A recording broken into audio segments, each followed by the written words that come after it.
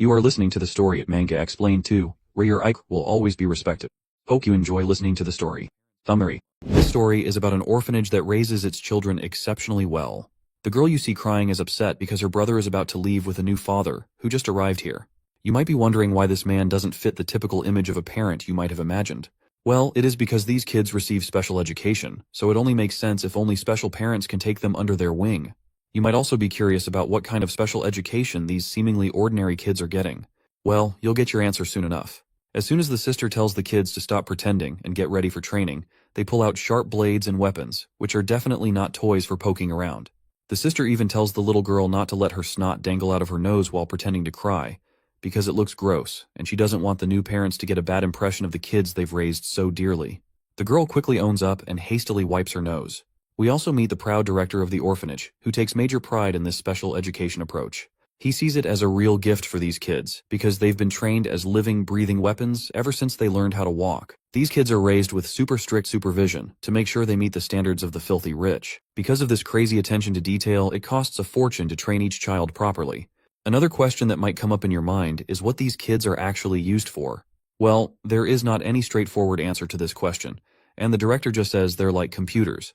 And what they're used for is decided by the buyers, or as you might call them, the new parents. For example, this rich fat cat who has just adopted a new kid shows his new son a photo of a man and says, "This is your target. Memorize his face."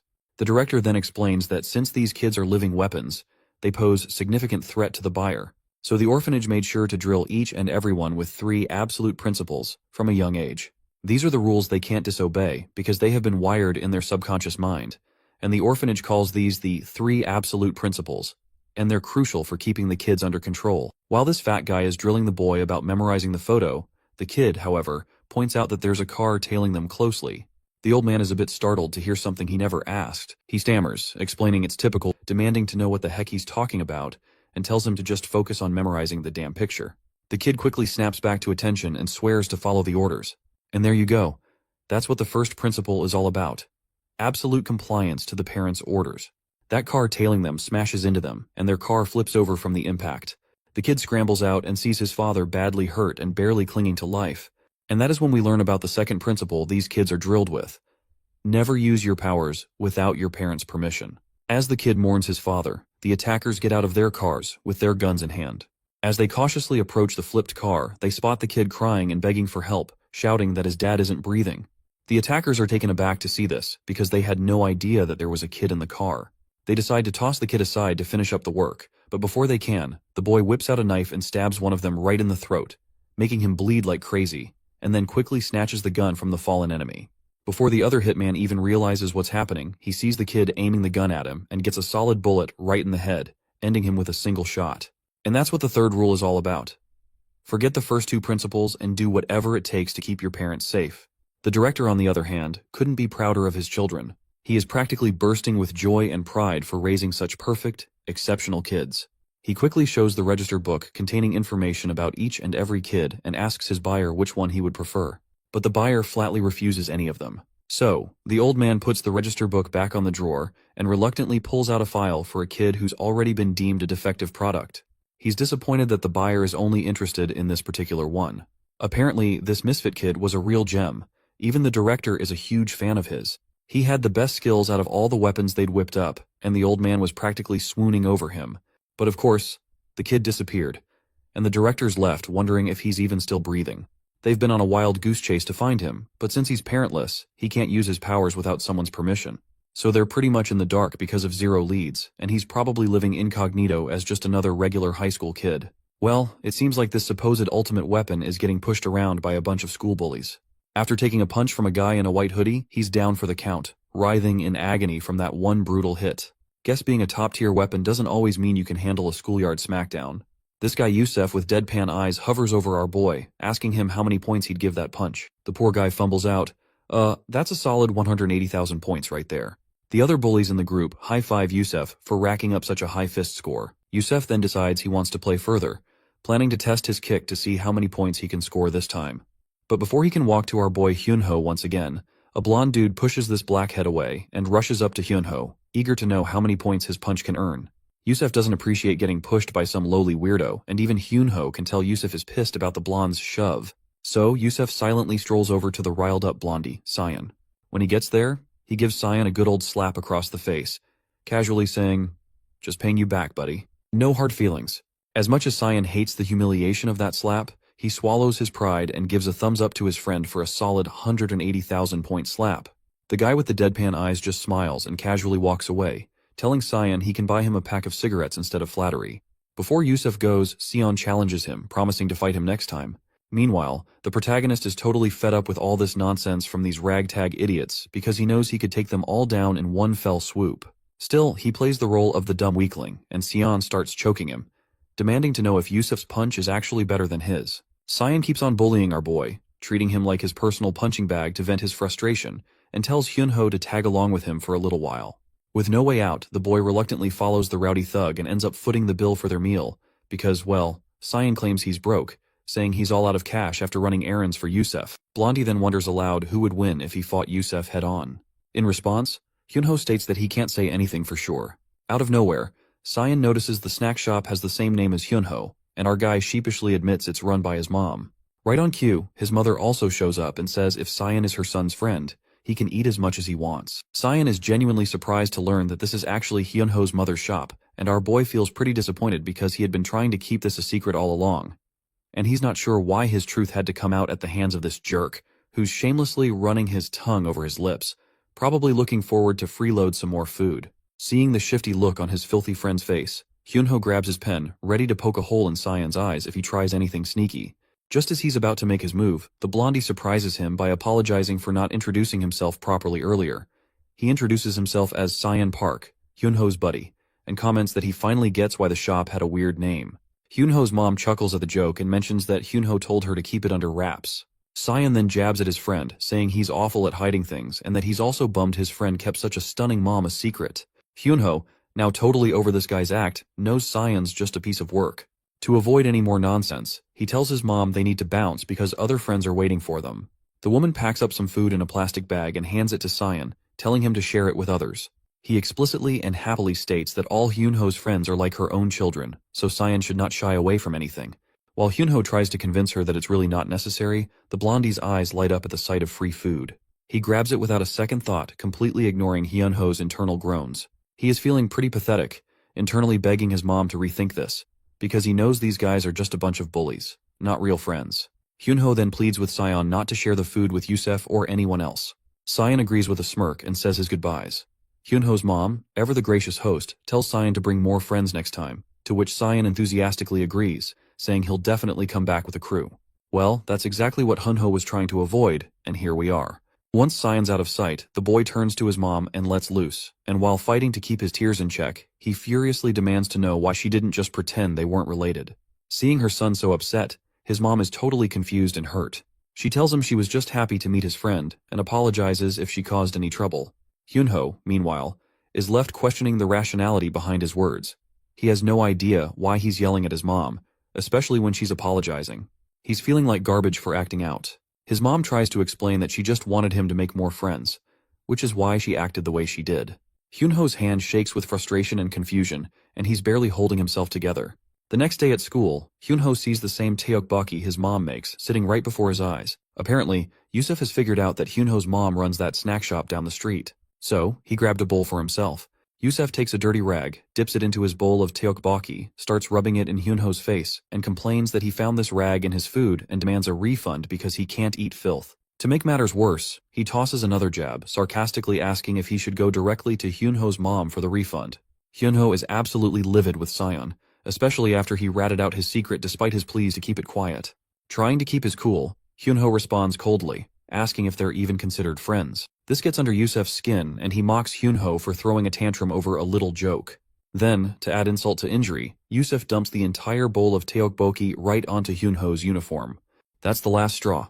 Hyunho's already got his pen in hand, and before Yusuf can react, he doesn't hesitate to swing his hand to jab the pen straight into Yusuf's throat. His hand stops just short of the mark, trembling as he fights to keep himself in check. Yusuf, not exactly thrilled about being threatened, gets more cocky and pissed off, demanding to know what the hell Hyunho thinks he's doing. A few moments later, Cyan strolls into the classroom, only to find everyone dead silent. The place is a mess. Security guards are on the scene, the window has been shattered, blood is splattered across the floor, and Hyunho's glasses are scattered on the ground. Looks like things have taken a serious turn, either an accident or, dare I say, an attempt of murder, attempted by Yusef. You see, just a moment ago, Hyunho was mercilessly beaten by this jerk, for about 15 minutes straight. He begged for mercy, draped in his own blood, and lost consciousness several times while writhing in pain. Despite his pleas, Yusef didn't stop and continued the relentless beating. When Hyunho was completely worn out and shattered from the brutal assault, he looked outside through the nearby window and finally ended it by jumping out of it. Now, we find ourselves in an abandoned building where we encounter this disgusting creature again. With no shred of empathy, he casually puffs on his cigarette and tells his friends to confess that they were the ones who accidentally pushed Hyunho out of the window while playing around. His friends are pretty reluctant to take the blame. In fact, they refuse right away to Yusef because they don't want to get into trouble. That's when Yusef brings up a useful Korean law known as the juvenile offender law. He explains that he's no longer eligible for this because he's past the age limit, so he's asking his friends to help him out by confessing that they were the ones who pushed Hyunho out of the window. He insists that this is the only way he can avoid a trip to jail. Still, the other boys are hesitant and remind him that even if they take the blame, they'll be hit with a civil lawsuit. Yusef just shrugs it off, saying he's got that covered too.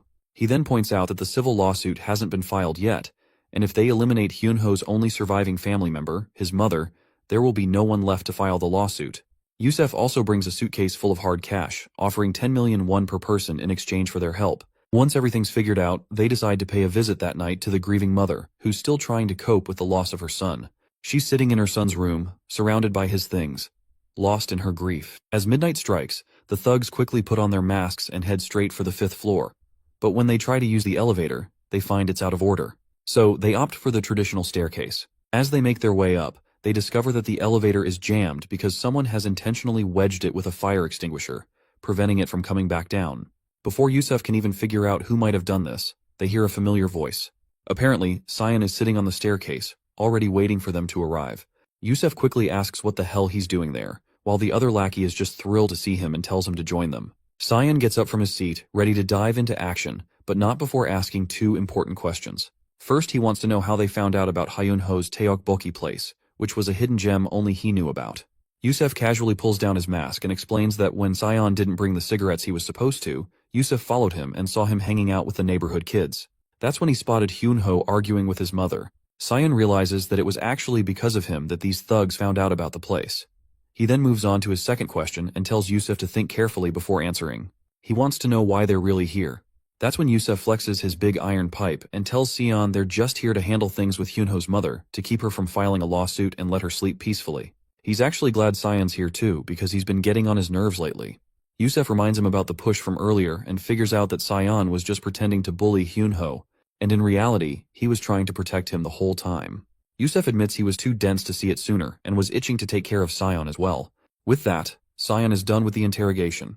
He picks up the fire extinguisher and Yusef doesn't hesitate to swing his giant rod. Sion quickly pulls the pin from the extinguisher, aims it at Yusef, and starts blasting him with all the bubbly gas. As their vision blurs, one of the lackeys catches a glimpse of an extinguisher heading straight for his face. Before he knows it, the red tank smacks him right on the noggin, and the impact also sends Yusef sprawling to the ground too. Sion quickly shoves his buddy off, grabs the rod again while Sion handles the other 2 lackeys. When he sees Yusef making a move, he blocks the iron rod with the extinguisher like a pro.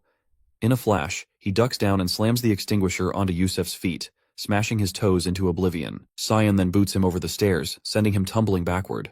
He then starts trolling down the stairs, while casually informing Yusef that his cuneiform bone above the metatarsal is broken, and he's pretty sure this arrogant bastard won't be walking anytime soon with those messed up legs. The filthy man groans in pain, lying defenseless on the ground, and shakily asks why Sion is doing this to him. That's when Sion drops the bombshell. He explains that there are 3 principles that were drilled into his mind as a kid. First, a parent's word is absolute. Second, don't use violence without permission. As he says this, he lands a devastating punch right on the guy's head. The other lackeys on the ground are totally lost, not understanding a word of this crazy rant. It's pretty wild that we were led to think Hyunho, the whiny kid with glasses, was the main character. Turns out, Sion is actually the missing kid from the orphanage. After losing several teeth and with a broken nose, Yusef begs for forgiveness and pleads for Sion to stop. But our boy keeps going, explaining that the 3rd principle is, if there's a threat to the parent's safety, the kid can ignore the first 2 rules and handle the situation however necessary to keep the parents safe. Cyan remembers Hyunho's mother saying that all of Hyunho's friends are like her own children. So, basically, she's his mother now. And if anyone threatens his mother, he's got the green light to beat them to a pulp. With a resounding bang, Cyan smashes that filthy bastard's skull, and the sound echoes through the building. The scene cuts back to the creepy orphanage, where a sister is visiting the director. She tells him there's a call from Korea. When the man asks who it is, she says it's the Baeko personnel. The old man's mind perks up as he recognizes the caller and quickly grabs the phone. The caller quickly reports that they've found the kid they've been hunting for, the legendary figure from the Dead Mansion project, codenamed Sean. Apparently, he's in Korea right now. And there you have it, the official introduction of our boy. The orphanage, which is known as Dead Mansion, is a highly funded multinational organization that produces weapons for the rich. In the eyes of the orphanage, he was the perfect child, and his code name is Sean Park Syon. They had us fooled in the first half, not gonna lie. I really thought the black-haired guy was the real MC. Here's the scoop on our boy's backstory. Sean was one of the children created by the Dead Mansion project.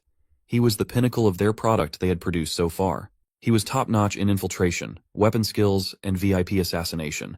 He was meant to be supplied to a top client of the orphanage, a notorious Yakuza organization in Japan. But there was a mix-up, and instead of Japan, he ended up in Korea. The director explains that it's been 5 years since that mishap, and he had almost thought Sean was dead, so they gave up on him. But now, this guy, who looks more like a filthy rich mafia boss than a father, is thrilled they've found him.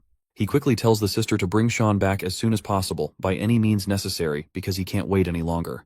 The woman, whom we've been calling sister, lets down her black veil, revealing her dead eyes. She quickly adheres to the order, saying she will proceed with the retrieval operation immediately, and this lady in question goes by the name Rachel. As soon as she drops her act as sister, my god, this woman looks absolutely creepy. Dressed in a tight black shiny suit, she's not holding back a single bit in flexing her big guns.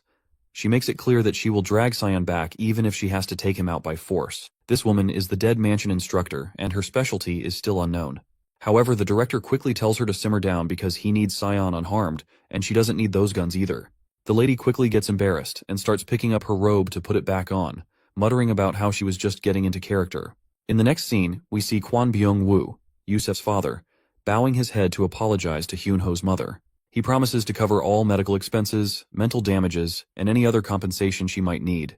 But the woman flat out states that nothing will change with just an apology because this isn't something that can be resolved with words alone. The students nearby are startled to see this filthy rich man bowing his head like this. And Kwon Byung-woo finally lifts his head, turns around with a blank face, saying he will be taking his leave. The woman is utterly baffled by his strange behavior. In response, Kwon Byung-woo covers his face with a handkerchief and reveals that he was here to make amends.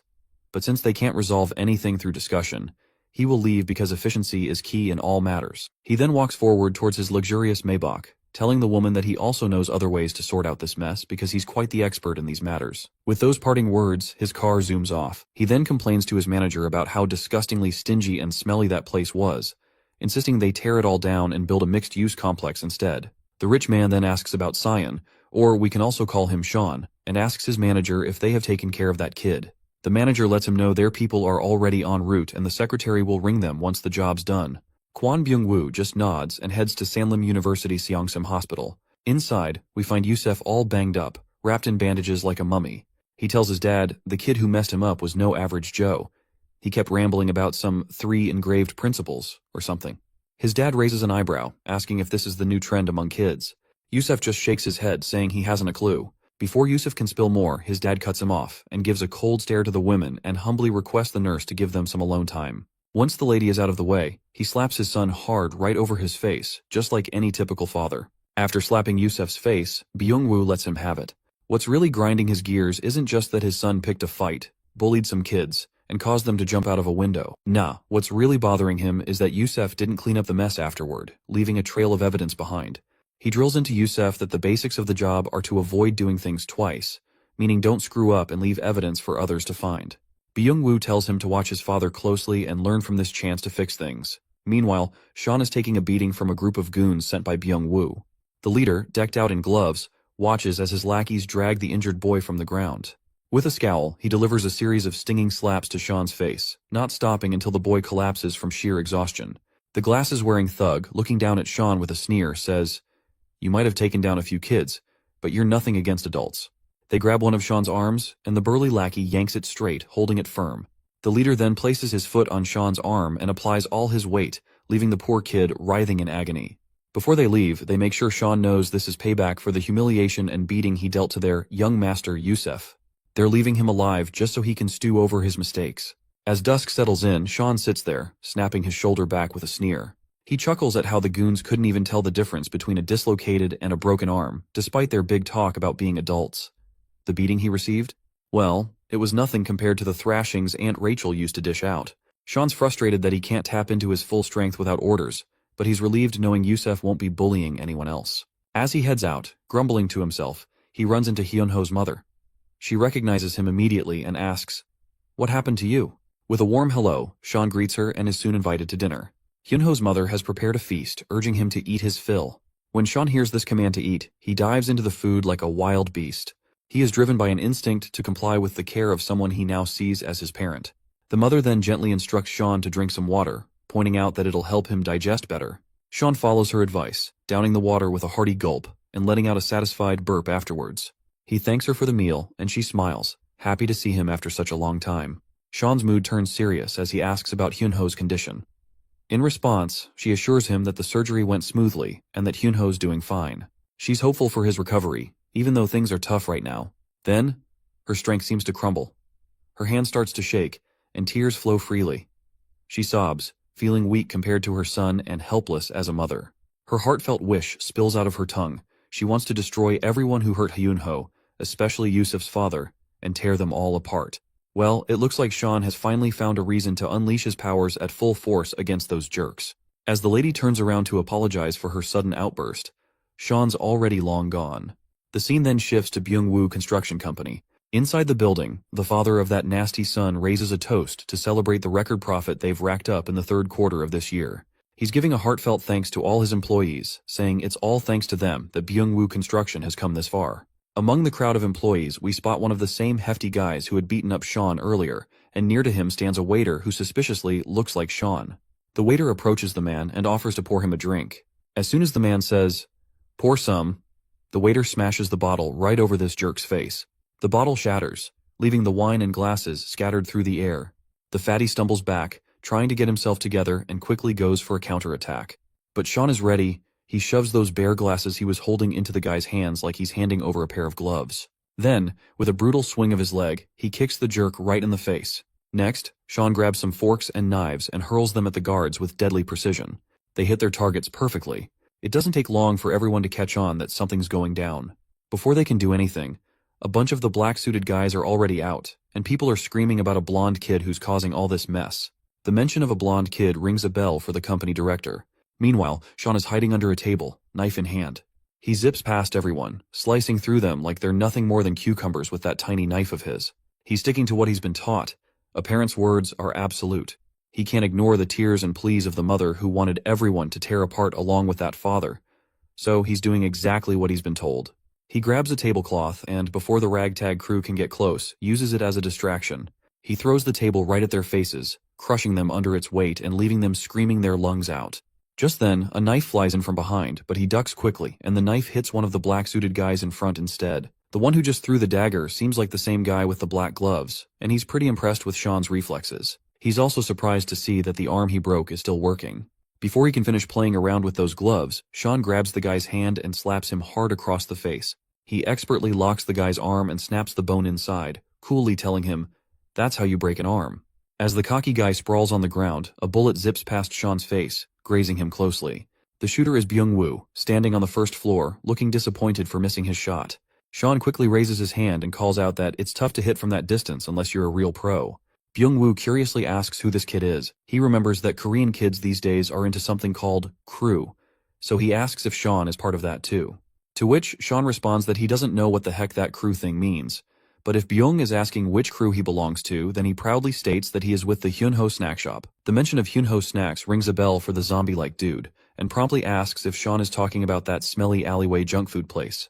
With a sneer, the man shoves the gun barrel right between Sean's eyes and asks if the woman tipped him off to kill him. Sean smirks and says he's absolutely wrong, because all she did was tell him to tear and crush everyone. While the zombie is trying to figure out what the heck Sean is saying, my guy moves with lightning speed, knocks the gun away, and gives the guy a solid slap. That one slap was enough to scramble Byung-woo's brain, And with Sean's final punch, the dude hits the ground, and his face is a bloody mess, nose and mouth bleeding from the impact. Sean makes it clear he's not here to assist anyone, he's just following his parents' absolute commands. With that, he turns to walk away while the guy on the ground keeps ranting about how he should have taken Sean out when he had the chance, and regrets not sticking to his own motto of leaving no work unfinished. Sean grabs the gun, aims it up at the chandelier, and tells the guy to stop blabbering about pointless stuff. He fires, and the chandelier starts to fall, crashing down and crushing the man just as the mother wished for. Sean walks away, shaking his head and muttering how both the father and son are really just the same. We're back in the hospital, where the nurse asks Yusef if he's feeling any better. The arrogant guy just scoffs and asks why he'd be here if he was doing well. The nurse comments that she's heard school violence can be pretty intense these days, but she's never seen anyone as badly hurt as him before. She wonders if the kid who hit him must have been a real expert, though even for high schoolers, this is pretty extreme. As she squats down to pick up her things, we get a glimpse of her giant ass. Man, we already know that the Russians are thick as hell, but this is something next level. She then grabs the injection and asks Yusef what he was discussing with his father earlier about some 3 principles. Noticing the weird color of the injection, Yusef questions what the heck she's injecting him with. Rachel then pulls out her mask and reassures him not to worry, saying that as long as she only uses half, he won't die. It looks like she's finally here to take our guy, and she starts pressing against his chest, grilling him about those 3 absolute principles he mentioned. The guy gets genuinely scared by her death glare and tells her to just get the hell out. That's when Rachel pulls off her fake hair and stops playing games. She straightforwardly demands he reveal the name of the kid who messed him up like that. We also find out her specialties, which are disguise, infiltration, interrogation, and of course, torture. Shortly after, Rachel calls the director when she arrives at Byung-woo's company. She tells him that the boy apparently used his powers. The director is shocked by this news, and Rachel further explains that she rushed to the spot where Sean was last reported. But by the time she got there, he was already gone. The place was a mess, with people badly injured, something only Sean's powers could have caused. The director is confused, saying he has no idea what's going on, because in the history of the Dead Mansion, no one has gone against the absolute 3 principles. The old man walks over to a cupboard, and as he opens it, a deluge of books spills out.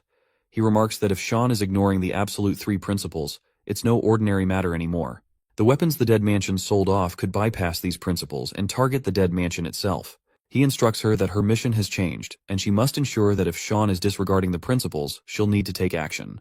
To which Rachel quickly agrees, and the director also mentions that if she needs support in Korea, she can contact the Baeko personnel there.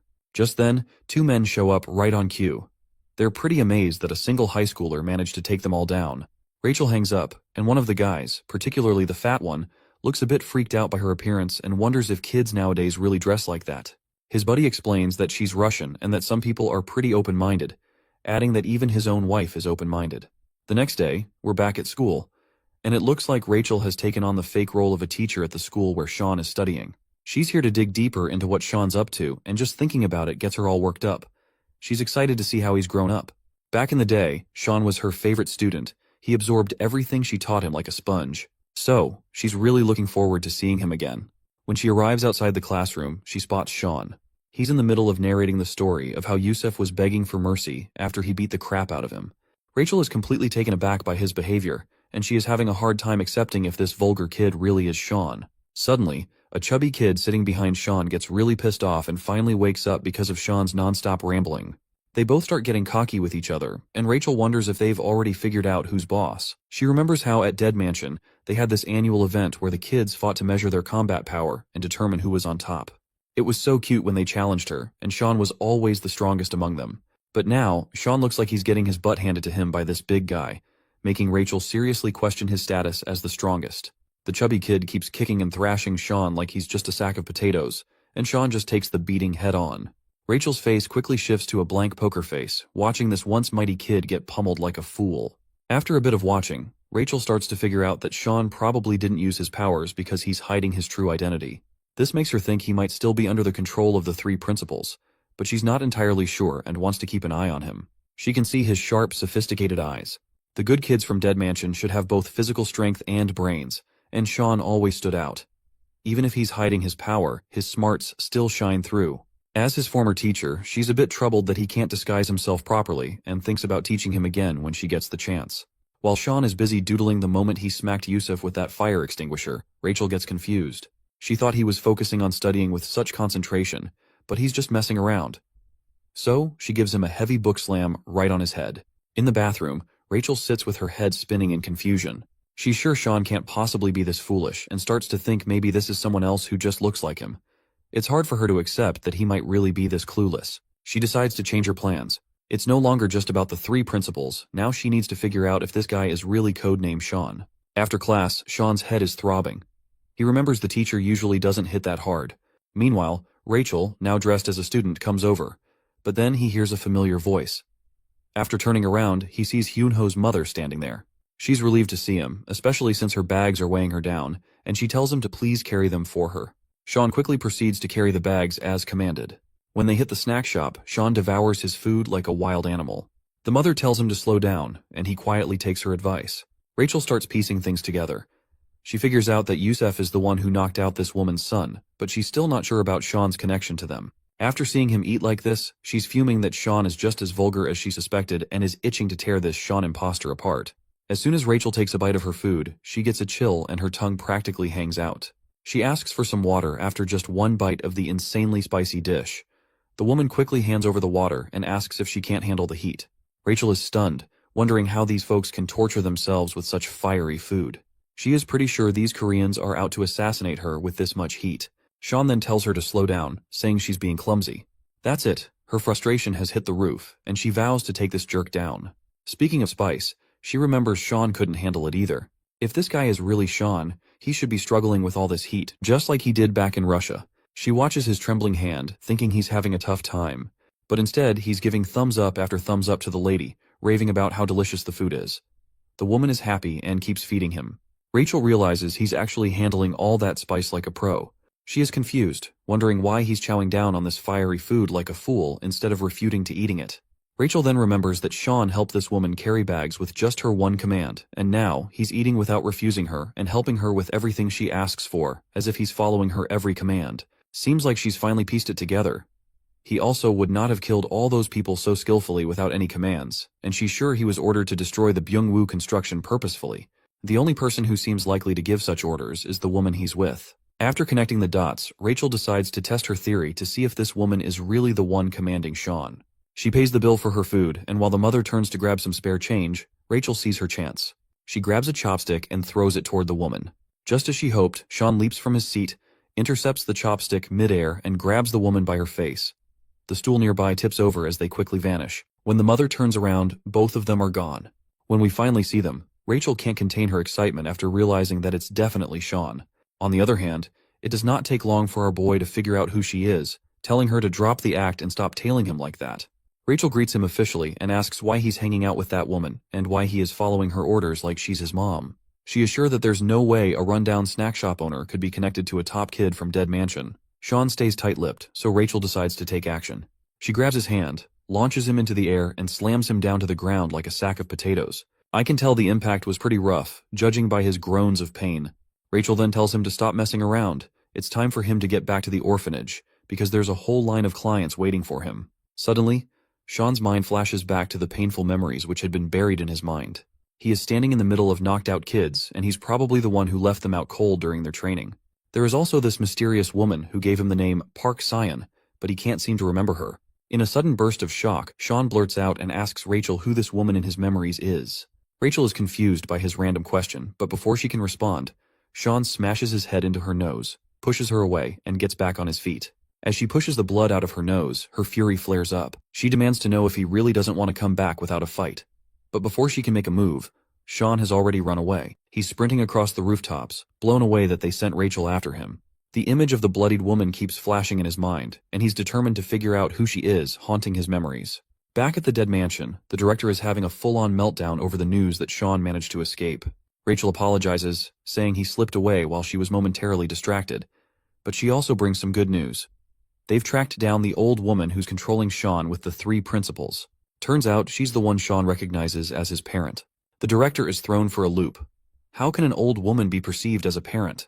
He asks Rachel if the old lady is intentionally using the 3 principles, but Rachel admits she can't be sure yet, and more investigation is needed before jumping to conclusions. The director decides it's best to verify things with the old woman before sending more resources after Sean. After a wardrobe change, Rachel steps out of the bathroom in this old lady disguise, leaving this other old woman confused, who can bet her life that she just had seen a young girl enter the restroom earlier. Meanwhile, the director is busy explaining to us that there are only 2 ways to retrieve a good child from their parents, and we'll learn about the first method soon enough. Back with Hyunho's mother, she is taken aback by the appearance of this elegant old lady. Rachel, under the disguise, sternly advises her to keep her distance from Sean. She introduces herself as Sean's mother, noting that she's often busy with business trips and hasn't paid much attention to her child. Now she's all dramatic about how it breaks her heart that Sean's been eating such awful spicy food. Hyunho's mother suddenly realizes that Sean can't handle spicy food and feels a bit of guilt for making him eat it all this time. It's a harsh wake-up call that she's been feeding him stuff that's clearly not good for him. Rachel is grinning inside, thrilled that this old hag is finally feeling some guilt. This is exactly the kind of reaction she was hoping for. You see, by getting the parent to voluntarily give up custody of the child is the first way to take a child back from the parent.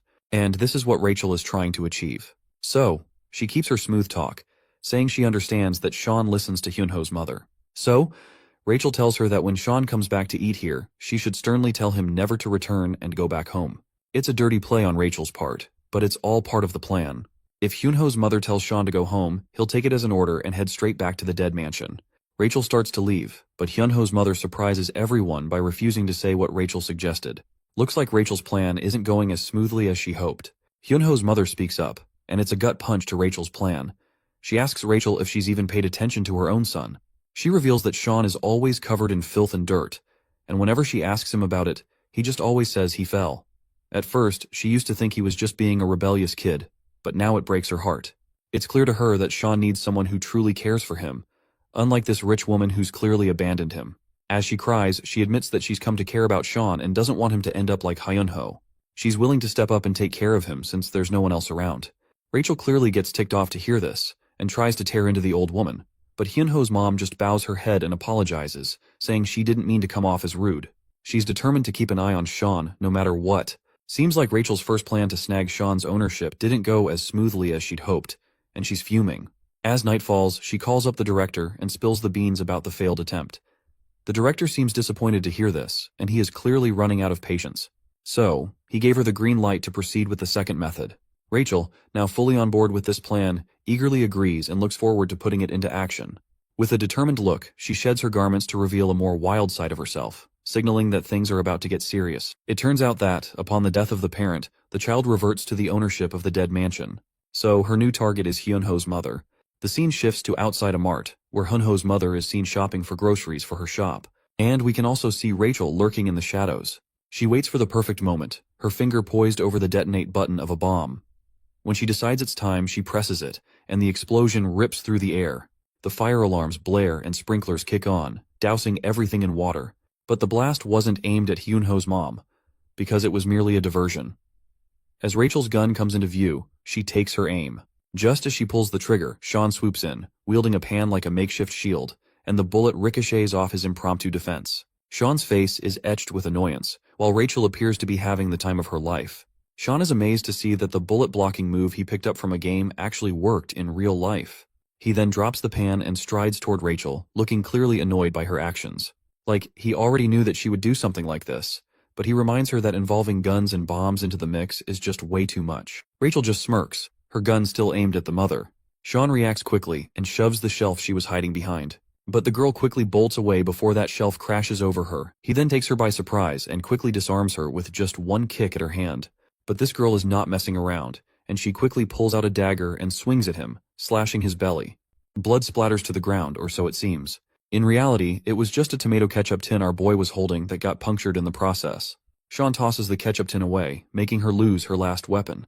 He quickly tries to smash her with his knee, but she ducks and shoves his feet, sending him crashing into the shelves. She then asks him if he seriously thinks he can take her teacher down like this. She says she wanted to bring him back unharmed, but it looks like that's not an option anymore. Meanwhile, the mother is still trying to figure out what's going on, and that's when she spots a little kid stuck in the chaos, crying his eyes out. Amid all the commotion, he's sobbing for his mom. The woman rushes over, asking if he's hurt. The tearful kid just says he wants to go back to his mom. He asks her to help him get out of there, but it turns out this little punk is holding a sharp knife. No surprise if he's one of those specially trained kids here to assist Rachel to assassinate her. Back to the senior-junior showdown. She pulls out another knife and tries to hit him, but he jumps out of the way. She goes for another slash, but he ducks and avoids her. He grabs her hand, and she tells him to stop resisting because they're just trying to free him from everyone's control. Just then, he gets momentarily distracted, and Rachel seizes the moment. She pulls her hand free and swings her dagger at his face, slicing his cheek with deadly accuracy. He stumbles but quickly gets his footing.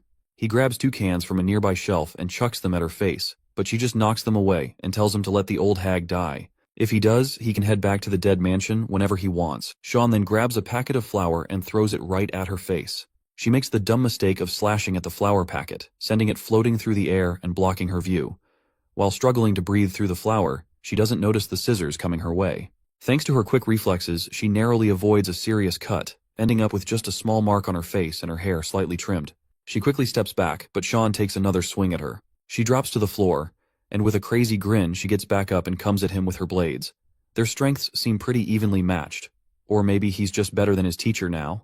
Before she can figure out her next move, he grabs her hand and shoves her into a grocery cart, leaving her stuck inside like a little kid. Sean gives her a cold stare and asks if she has learned her lesson, but the woman just grunts in frustration. Sean tells her to leave him and his mother alone, then kicks her cart forward, leaving her slamming into the other carts lined up, and he quickly locks her cart with the rest. With a smirk, he tells her to enjoy herself and walks off, leaving her stuck and grumbling.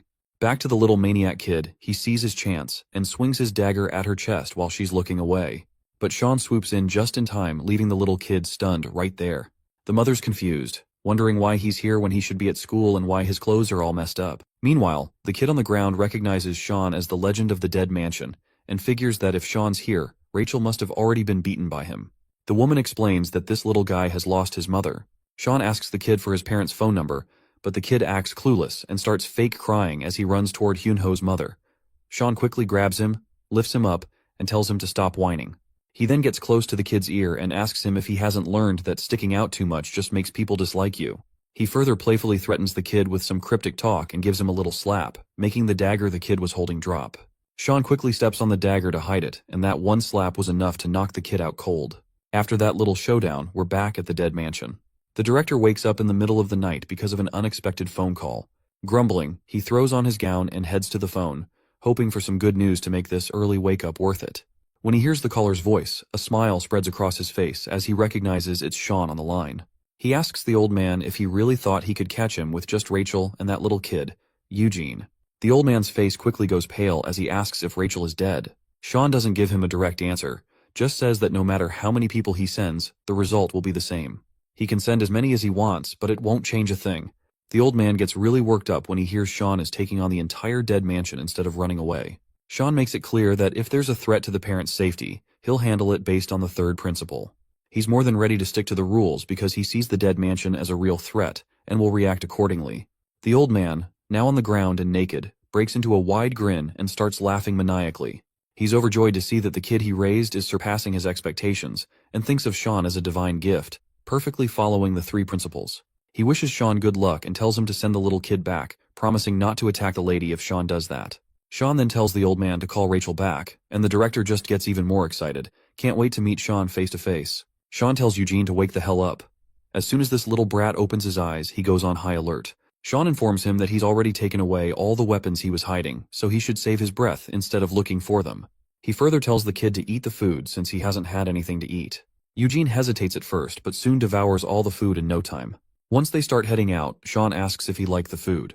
But this moody brat replies, "Not really." Sean cheekily points out that if he didn't like it, he wouldn't have chowed down like a wild dog.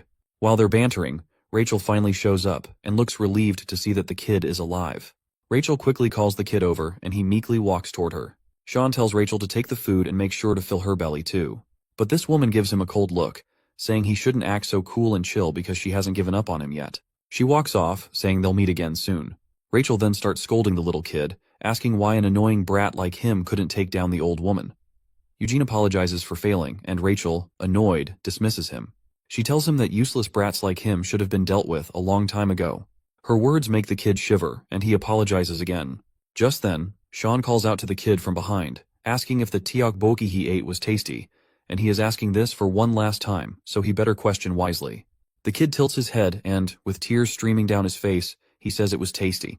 That's all Sean wanted to hear, and he wastes no time telling Eugene they're going back to Hyunho's snack bar to taste this delicious delight once again. Before we dive further into the story, here's a quick rundown of Eugene's past. As you might already know, the ownership of the children from the dead mansion belongs to the buyers, or parents. If these parents die, ownership reverts back to the dead mansion. Eugene had been adopted multiple times, but each time his parents died. This cycle continued, and after yet another return due to the death of his latest owner, the director was disappointed and muttered about how many times it had happened.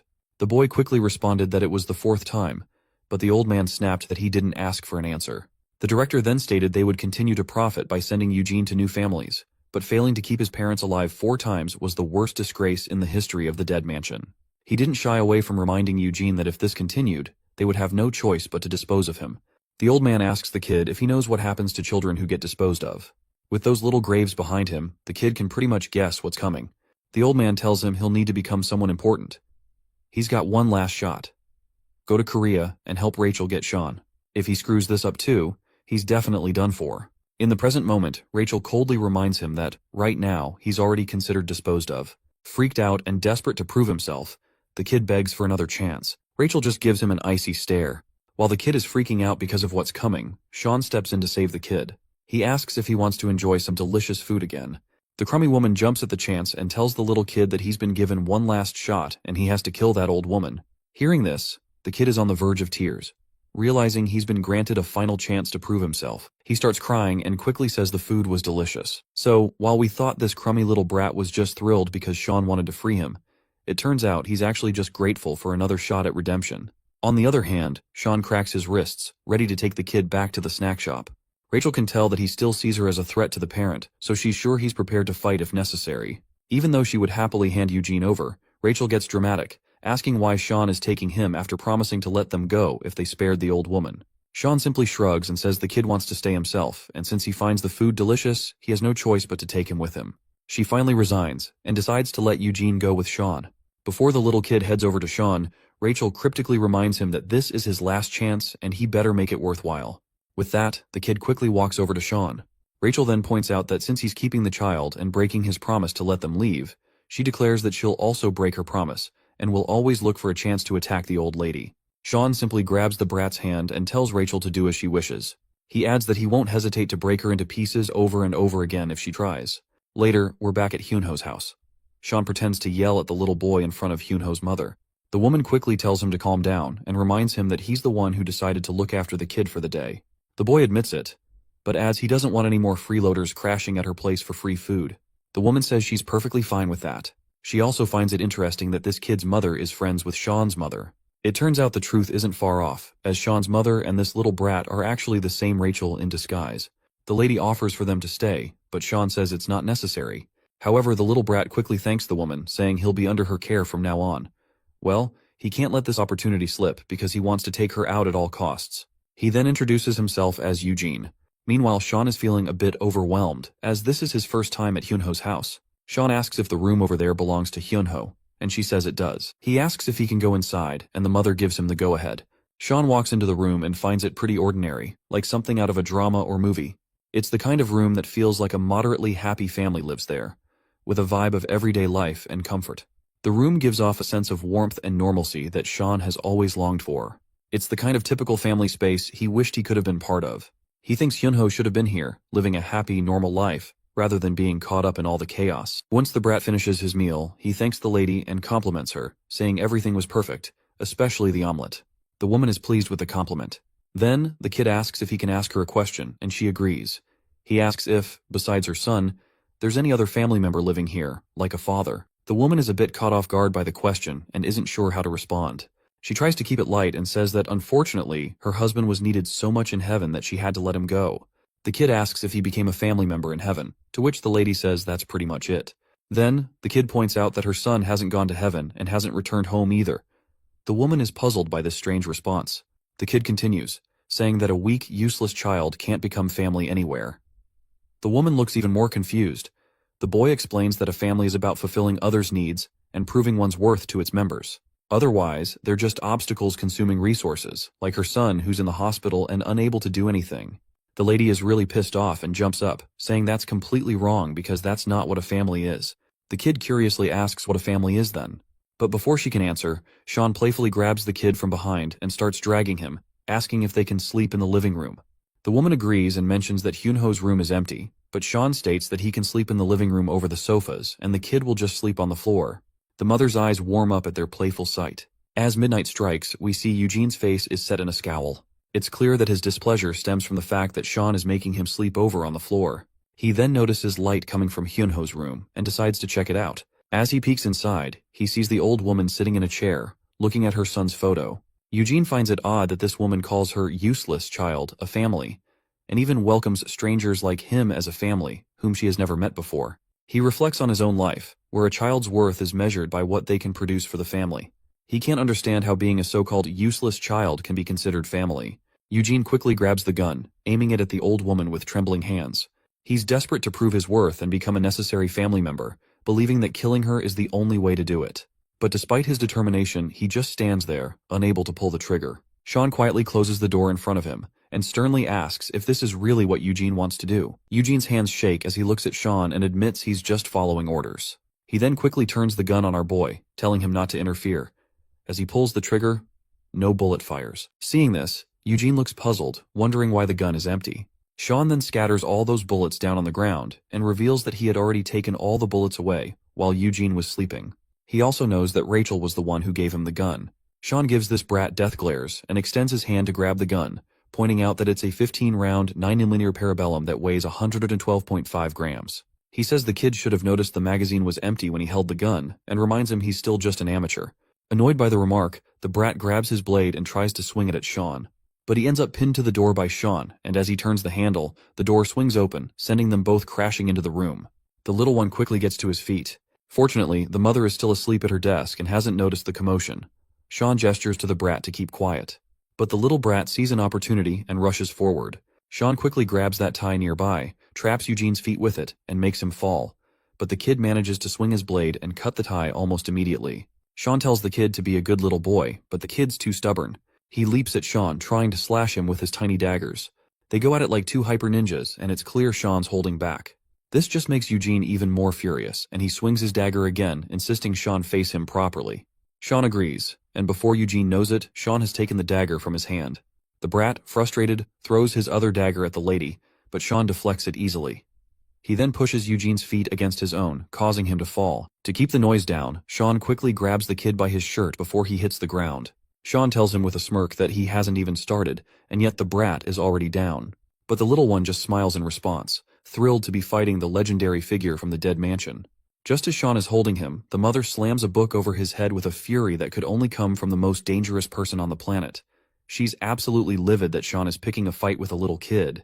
Our boy quickly tries to reassure the angry mother that this isn't what it looks like. Meanwhile, the little brat grabs the dagger from the ground, seizing the opportunity to strike. Sean gives him a death glare and tells him to stop.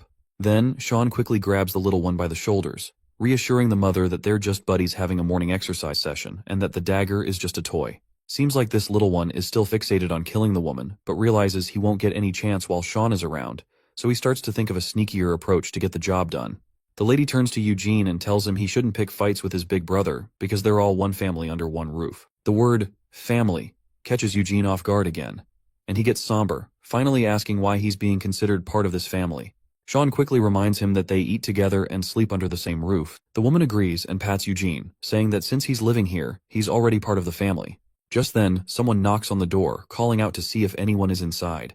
The mother goes to answer and, upon opening the door, finds a young high school girl. Well, or should I say, Rachel in disguise. Anyway, she greets the lady as Mother, apologizes for arriving so early, and introduces herself as Marie, Eugene's older sister. Rachel, in her Marie disguise, thanks the mother for taking care of Eugene. Sean peeks over and asks who's at the door. The mother tells him Eugene's sister has arrived to pick him up.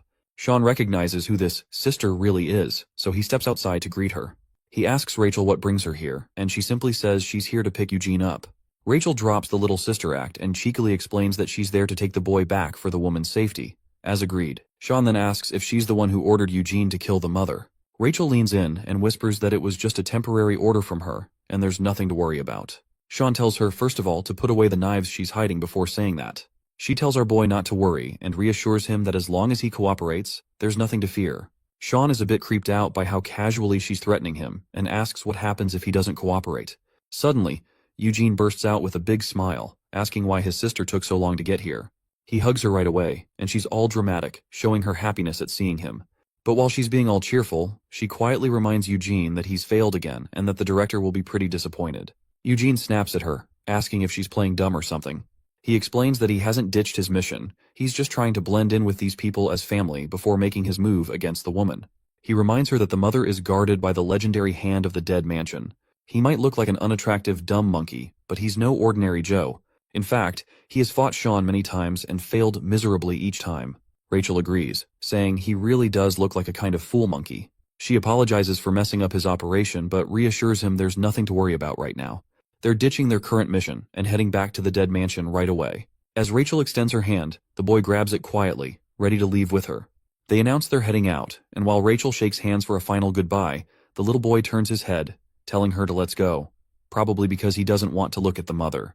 He starts walking away with her. Just then, the mother calls out to Eugene, smiling and telling him to come back next time, and promises to make him an omelet just for him. The little one looks back at the mother with a touch of admiration, offering a faint smile and a simple nod to show he heard her. The mother then tells Sean to make sure to visit again with Eugene. She promises to cook up something nice for them both. Sean agrees and says he'll definitely bring Eugene along next time.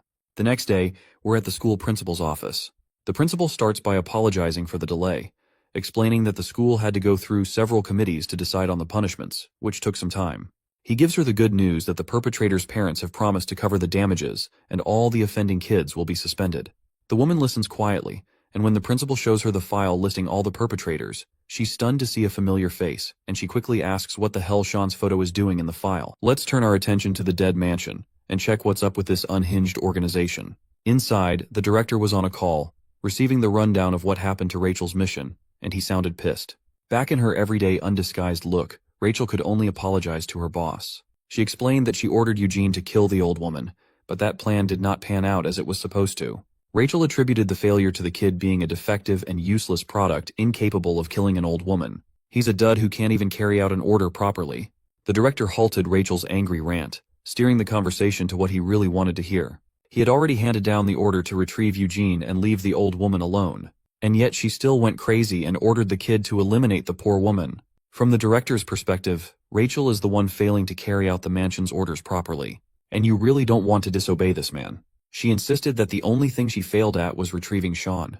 However, the director placed great importance on promises regardless of who the promise was made to. That's just his principle. With a crazed look, the director preached that before God, there should only be faith and trust. Everything else aside from those is heresy.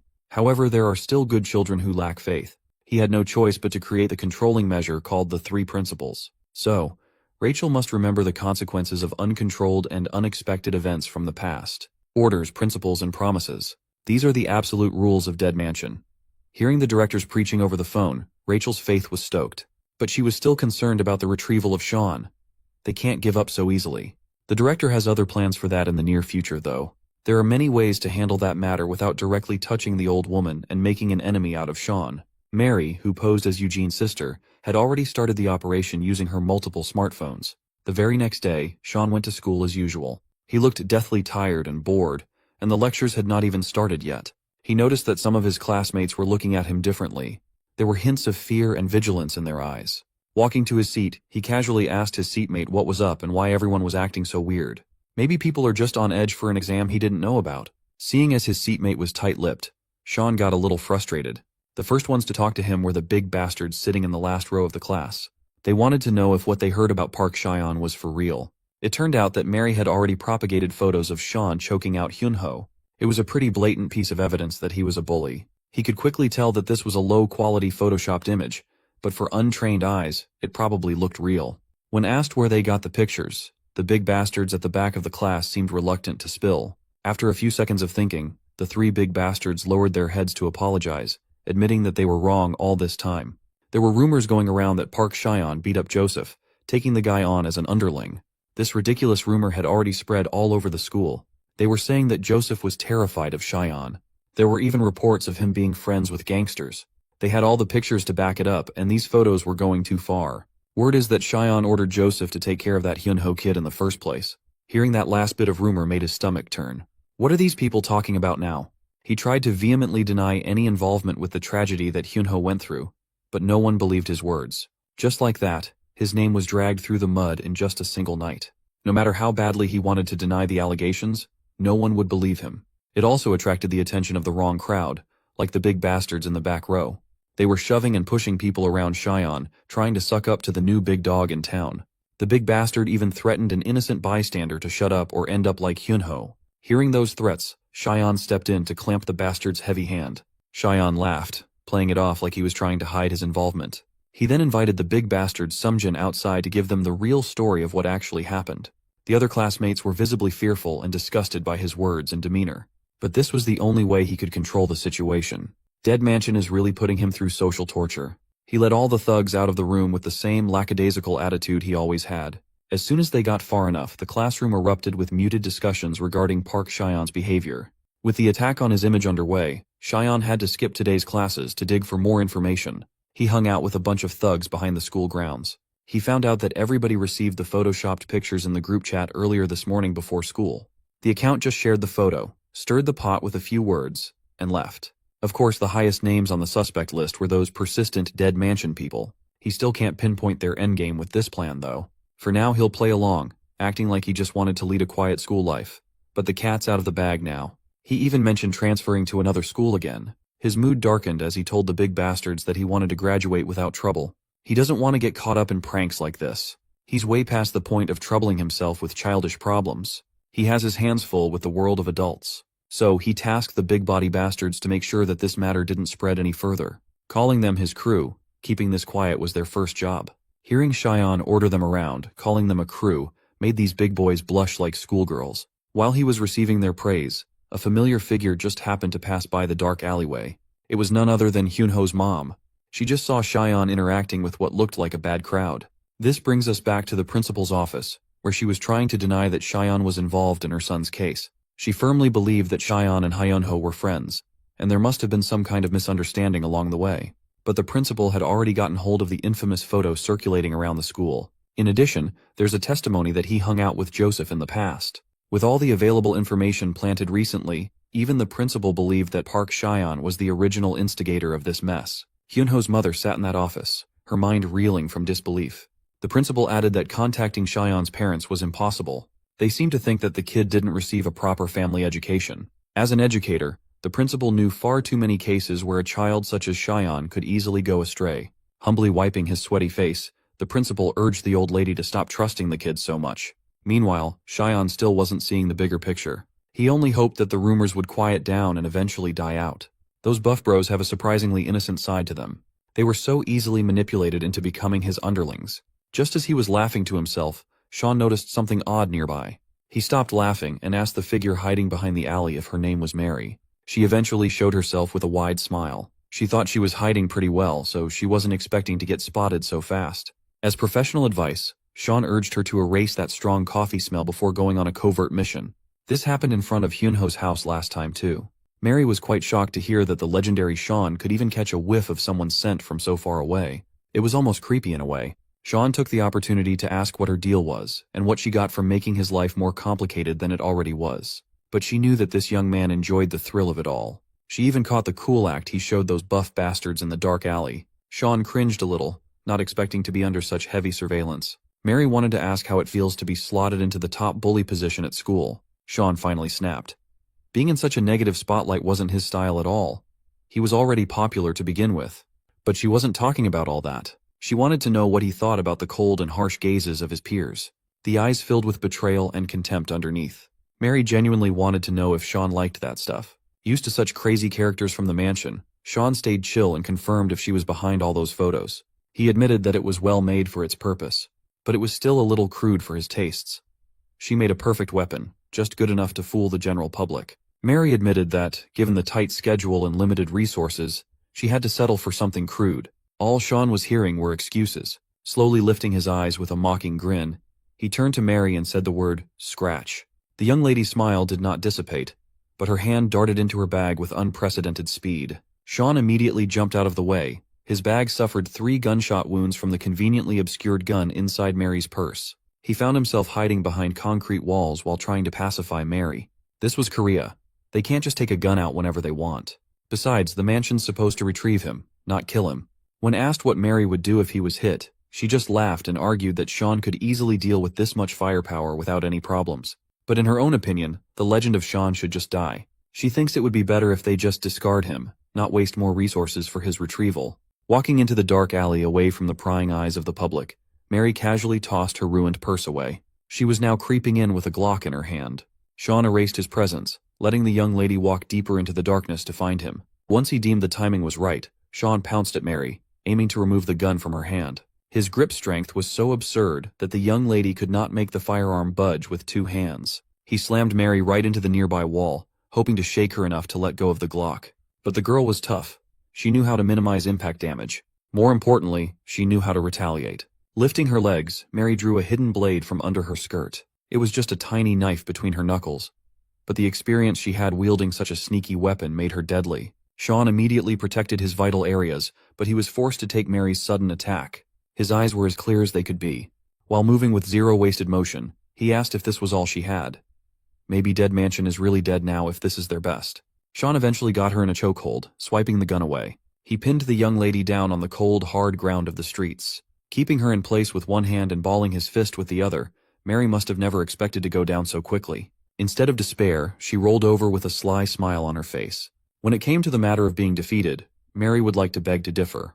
That immediately became clear when a familiar voice made Sean snap out of his murderous daze. It was Hyunho's mom. She had just finished discussing Cheyenne with the principal, fighting for his name. Now, the young man was out in the street, towering over a young girl, seemingly raising his fist against her. Suddenly, the poor mother didn't know what to believe anymore. This polite young man was supposed to be her son's friend, so why was he behaving like a thug? Mary might be the one lying down on the floor, but she had the smile of someone very pleased with herself. Hyunho's mom finally asked Park Cheyenne if it really was him who hurt her son. Cheyenne immediately sobered up, realizing what his position might look like to those who didn't have the assassination context. Mary was not going to let him get another word of explanation in, though. The young lady played up her distress, getting up from the ground and crying while pleading for Hyunho's mother. Given that they were partly acquainted with one another, the mom asked what exactly was going on with Mary and Cheyenne. No matter how much he tried to discredit her words, he was unable to do so. When the mom yelled at him, calling his full name, Cheyenne was stunned. His obedience made it impossible to go against her words. When she ordered him to stay right where he was standing, he had no other choice but to follow. So, he did not dare move another inch. Balling his fist in frustration, he recalled the 3 principles. A parent's command was absolute. Mary then started pouring toxic ideas into the mom's ears. On that day, when she got Eugene back home, the kid's body was covered in bruises, and they wouldn't talk about the injuries. According to Mary, the kid kept insisting that brother Cheyenne had done it. Recalling that time when she caught Cheyenne wrestling with the kid as Cheyenne made an excuse that they were just doing some morning exercises, it wasn't hard for Hyunho's mom to connect the dots. There was also the principal's assessment and the testimony regarding Cheyenne's link with Joseph. Mary continued that she just wanted to ask Cheyenne about what really happened, only for the young man to lash out and hit her in the process. Cheyenne naturally denied these allegations as much as he could. The dubious Mary was laughing at him on the inside. They might not be allowed to touch Sean's new mother, but there are plenty of ways to get to him without the threat of violence. Sean tried his best to appeal to the mom. He asserted that Mary was a liar, and all it got him was a crisp slap on the face. Sean was speechless. His mom had just laid her hands on him. According to the principles, all Dead Mansion has to do is make the current parent give up on Sean herself. Right now, that's precisely what she was doing. As the upset old lady continued to express her disappointment and anger, Sean feared for her following words. Finally, she told him to never come back ever again. That was the final nail in the coffin. Everything went as Mary had planned. She was quite a genius. As she was about to get into the next phase of her plans, a familiar disguised face made itself known. Her stride was broad and powerful. She commanded an air of confidence and control.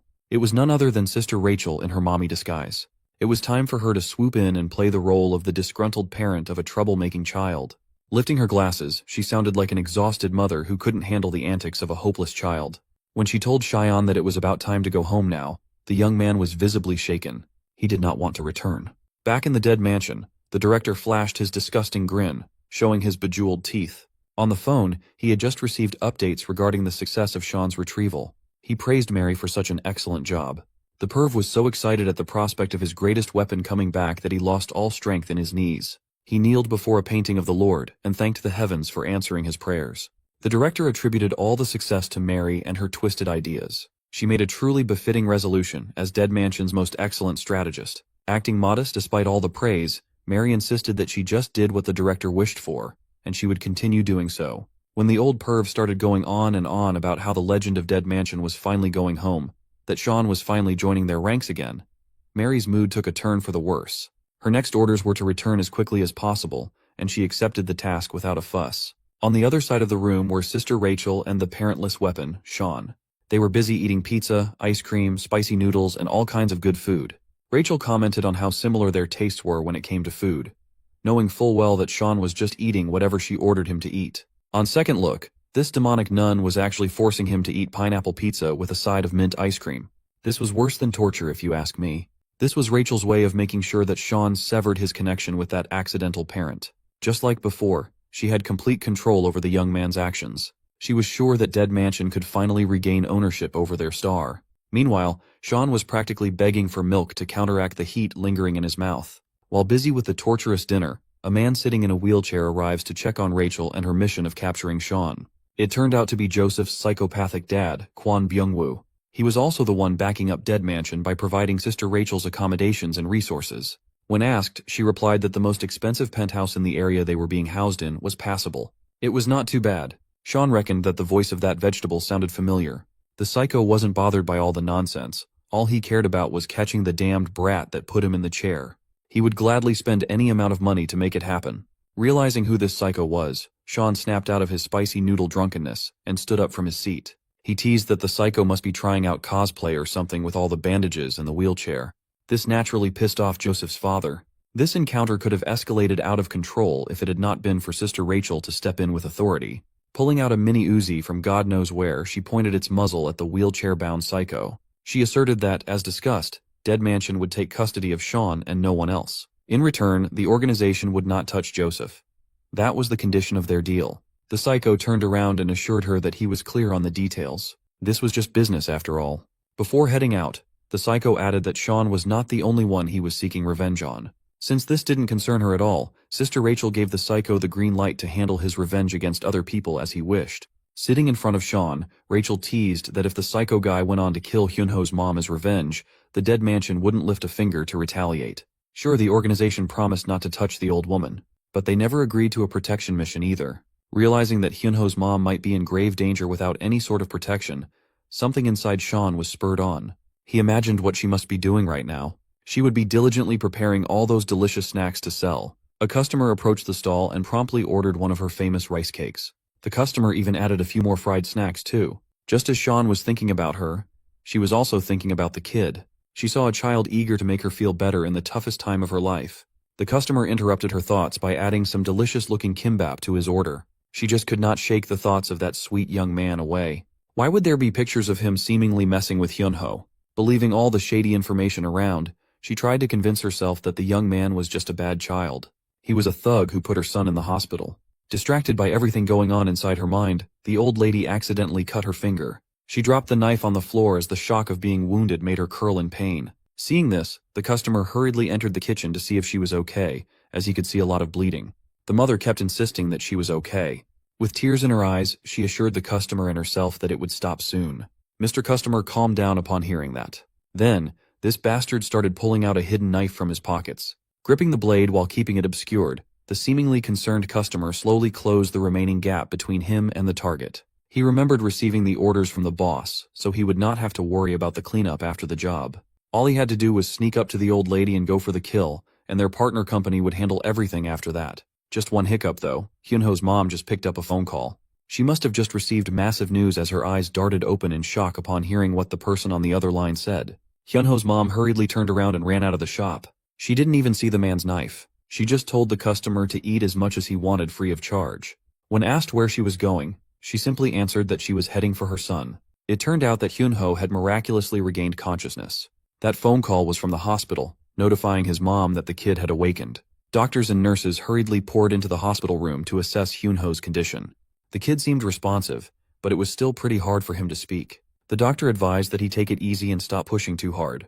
When asked if he remembered anything before getting hurt, the young man stared at the ceiling and solemnly answered that he did. The last thing he remembered was yelling at his mom and feeling like the biggest asshole for it. He could remember her standing meekly and apologizing for doing something nice for her little boy. While he was unconscious, All he could think about was how wrong he was for treating his mom with so much disrespect. All he wanted to do was apologize to her. Then the waterworks finally came down. Experiencing all these overwhelming emotions, Hyunho seemingly regressed to a kid desperately looking for his mom. He missed her dearly, and he felt horrible about how their last interaction turned out. As if on cue, his mom barged into the room. She was still red and exhausted from running all the way to her son's hospital room. She made her way in between the doctors and nurses. She only had eyes for her son. The medical practitioners around the old lady eventually noticed that there was blood on her hands. Quite a lot of it, actually. Hyunho grabbed her bloody hand and apologized with as much sincerity as he could muster. He wasn't all there yet mentally, but he just wanted to tell his mom that he was wrong. He was so wrapped up in his own problems that he hurt his mom along the way. Hearing those words from a son you thought was never going to wake up overwhelmed the old lady with all kinds of emotions. Near the door, the assassin customer sent by the psycho was still tailing the poor old lady. He called his boss, telling him that the mom and son were in the same location. They could just simply handle the two together when the chance presented itself. But the boss ordered the operation to stop. The psycho smiled menacingly as he formulated a change of plans. Back in the penthouse, Sister Rachel was going sicko mode on the furniture around her. Nothing was spared from her rage. Her mouth was bleeding while she was holding her submachine gun. She was chanting curses as if she had been wronged by someone. That's because she had been. That psycho, Joseph's father, dared to kidnap Sean, breaking their agreement.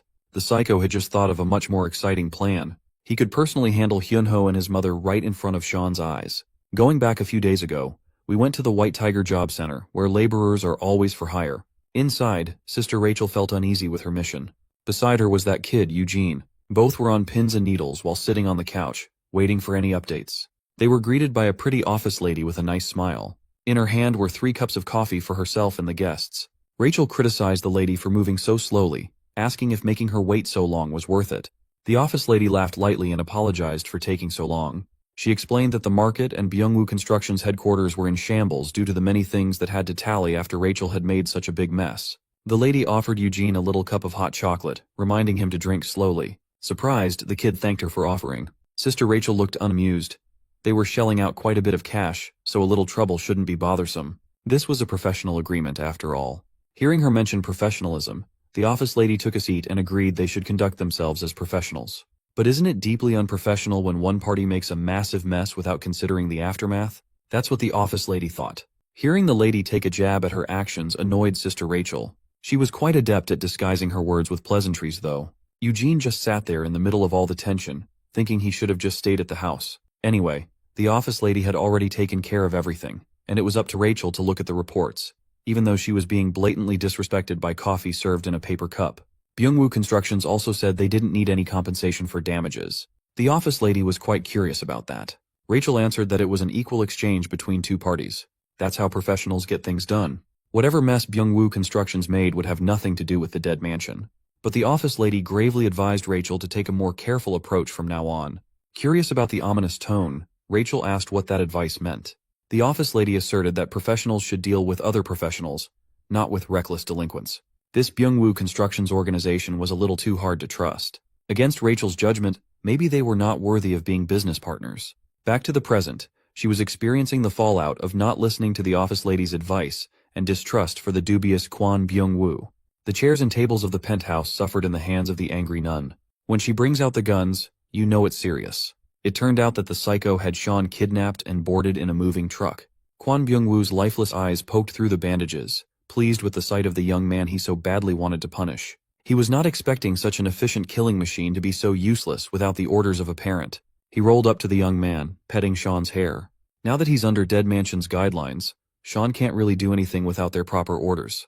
The psycho was very fascinated by such a powerful degree of brainwashing. Looking at Sean's wild eyes, Kwon Byung-woo could feel his twisted desires flaring up. Turning his chair around, Byung-woo laughed like a kid as he suddenly thought of something interesting. He imagined getting into contact with the organization and purchasing Sean to be his property. From then on, he could just order Sean to kill the old woman from the snack shop. That would be a twisted scenario that only an unhinged mind could think of. Laughing like a maniac, the psycho was quite pleased with how interesting that idea would be to see. He toned down the teasing a little bit. He urged the young man to chill out a little, as they hadn't even gotten started yet. Soon enough, he would tear that old woman and her injured son into pieces right in front of Sean's helpless eyes. Because of the state-of-the-art brainwashing programming he went through, the young man wouldn't be able to do anything but watch as it unfolds. He can't do anything without orders after all. All he had to do was sit still, gagged and bound while watching the show. Shortly after that, it would be his turn to experience the pain himself. Kwon Byung-woo had already told Sean that he would kill everyone involved in this case. You could say that he's a man of his word. Back in the hospital, threats had been removed, and the doctors and nurses made sure that Hyunho was stable. His mom was lovingly peeling an apple at his bedside. She really was a goated mom when it came to caring for her child. With only the two of them in the room, Hyunho asked his mom about the cut on her finger. He wondered if she had accidentally sliced herself. She immediately waved it off, not wanting to worry her son. She told him it was just a little nick and nothing too serious. But Hyunho was done with being a shitty son. He knew his mom would always downplay how bad things were. Forcing himself to get up, he wanted to ask around for some bandages. He told her that he should be trying to move around a little anyway. She had to stop him from trying to dash off, promising to get some bandages for her wound. Before exiting the room, she mentioned how stubborn Hyunho was. He must have gotten the trait from his father. Much to the old lady's surprise, the hallway outside the hospital room was unusually dark, devoid of any light at all. She managed to reach the front desk to ask if anyone was in, but there were no responses. Just as she was wondering where everyone went, a man wearing a suit snuck up from behind. Even with a broken arm, the man only needed one strike to render the old lady unconscious and collapsing on the floor. As soon as she hit the ground heavily, the man noted one down on his list of targets. Byung-woo's henchman looked at Sean while he ordered his lackeys to put the old lady in the car first. Mr. Henchman was fascinated by the fact that Sean, the young man who could easily dismantle a powerful organization with tons of security, couldn't do anything without being ordered to do so. Hyunho's hospital room door slid open with an impatient intensity. He thought his mom had come back after taking so long, but what he saw was an injured man riding in with his wheelchair. Kwon Byung-woo looked crazy, as always, as he apologized for taking so long to get in the room. He was excited to finally see what Hyunho looked like. He was looking forward to having a face-to-face with the young man his son almost killed. Unaware of who this guy was, Hyunho felt uneasy and scared. As more men wearing suits poured into the room, Byung-woo casually introduced himself as Joseph's father. He fixated on Hyunho's broken leg, noting how much damage Joseph had inflicted on the poor boy. Byung-woo found all the violence regrettable. He extended his hand to touch the young man's cast as he noted how much it must hurt. This was precisely why he tried teaching his unruly son that efficiency is key to everything. By leaving a witness to the crime half alive and badly hurt, Byung-woo had to step in and do all the dirty work again. Finally realizing that the tree was worse than the fruit, Hyunho froze in his bed, fear taking hold of his mind. A few meters away from the hospital, a woman wearing leather tights all over her body disgruntledly admitted that the office lady from White Tiger Job Center was right. Sister Rachel conceded that she should not have worked with those unprofessional bastards for such a critical mission. In her hand was a zipline gun. Upon firing, the minimal noise barely raised the suspicion of the men inside the hospital room. That did not matter though. She's never been one to prefer a silent and slow operation. Ziplining into the extraction point, the nun smiled as if she was having a blast. Using the momentum from the zipline ride, Rachel kicked the windows open, not stopping until her foot reached one of the third-rate delinquents. At this point, the crazed nun was just yelling about her dear Sean and the disgusting betrayal of Dead Mansion. Kwon Byung-woo wasn't surprised with Rachel's bombastic entrance. He always knew that she would come looking for the golden boy. Watching Sister Rachel cleave through rows upon rows of gangsters was a sight to see. She was supremely skilled in the art of soloing multiple men. With every skillful dodge, she would dish out injuries to the next unsuspecting victim, neutralizing them efficiently. When swinging her blade to rip through a man's flesh, she wouldn't bat an eye. Her smile would only grow bigger. After quickly clearing Byung-woo's gangsters unimpeded, Sister Rachel was finally caught by one of the men's grabs. He repeatedly yelled that he got her, and the boys immediately readied themselves to mount an attack. Rachel became unusually calm as she asked the man if he liked hugging her from behind so much. With her signature disturbed smile, Rachel smashed the back of her head into the grappler's face. That was an easy way to cut herself loose from the lock. Upon freeing herself, the slaughter continued as more and more suited-up gangsters hit the hospital floor cold. Her entire body was a weapon. Receiving a kick from the crazy nun was a death sentence. Realizing that they might have flown too close to the flames, Byung-woo ordered his men to grab Hyunho first and transfer him to the next destination as they continued their plan. Times like this made having a motorized wheelchair very worth it. The psycho drifted and shifted as he zoomed out of the room. They exited to God knows where while Rachel continued taking everyone down one by one. With a hint of impatience in her voice, she asked where the thugs were trying to go. She didn't care about these damned bastards. She just wanted to see Sean again. The only one left to face her now was the henchman with a broken arm. As soon as he snapped his fingers, even more gangsters poured out of different hospital rooms. They looked like battle-hardened thugs who wouldn't take it easy against a lone woman. Sister Rachel looked around, realizing that she had stepped into a troublesome trap. From left to right, men wielding big blades surrounded her. Could she even cleave through all these people to safety? We'll find out. She couldn't fathom the reason why they had amassed so many gangsters to help. They looked like a bunch of roaches pouring into the hallway. There was even one whose weapon choice was the iconic chainsaw. After revving it up, the grisly sound of the motor filled the halls. Rachel raised her hands and admitted that she was impressed with them bringing interesting tools of slaughter. Since they were kind enough to show her something cool, it was only fair that she took out her tools too. By tools, she meant the plethora of guns she had concealed under her coat. Taking submachine guns into either hand, she pointed the Uzis at the unfortunate gangsters.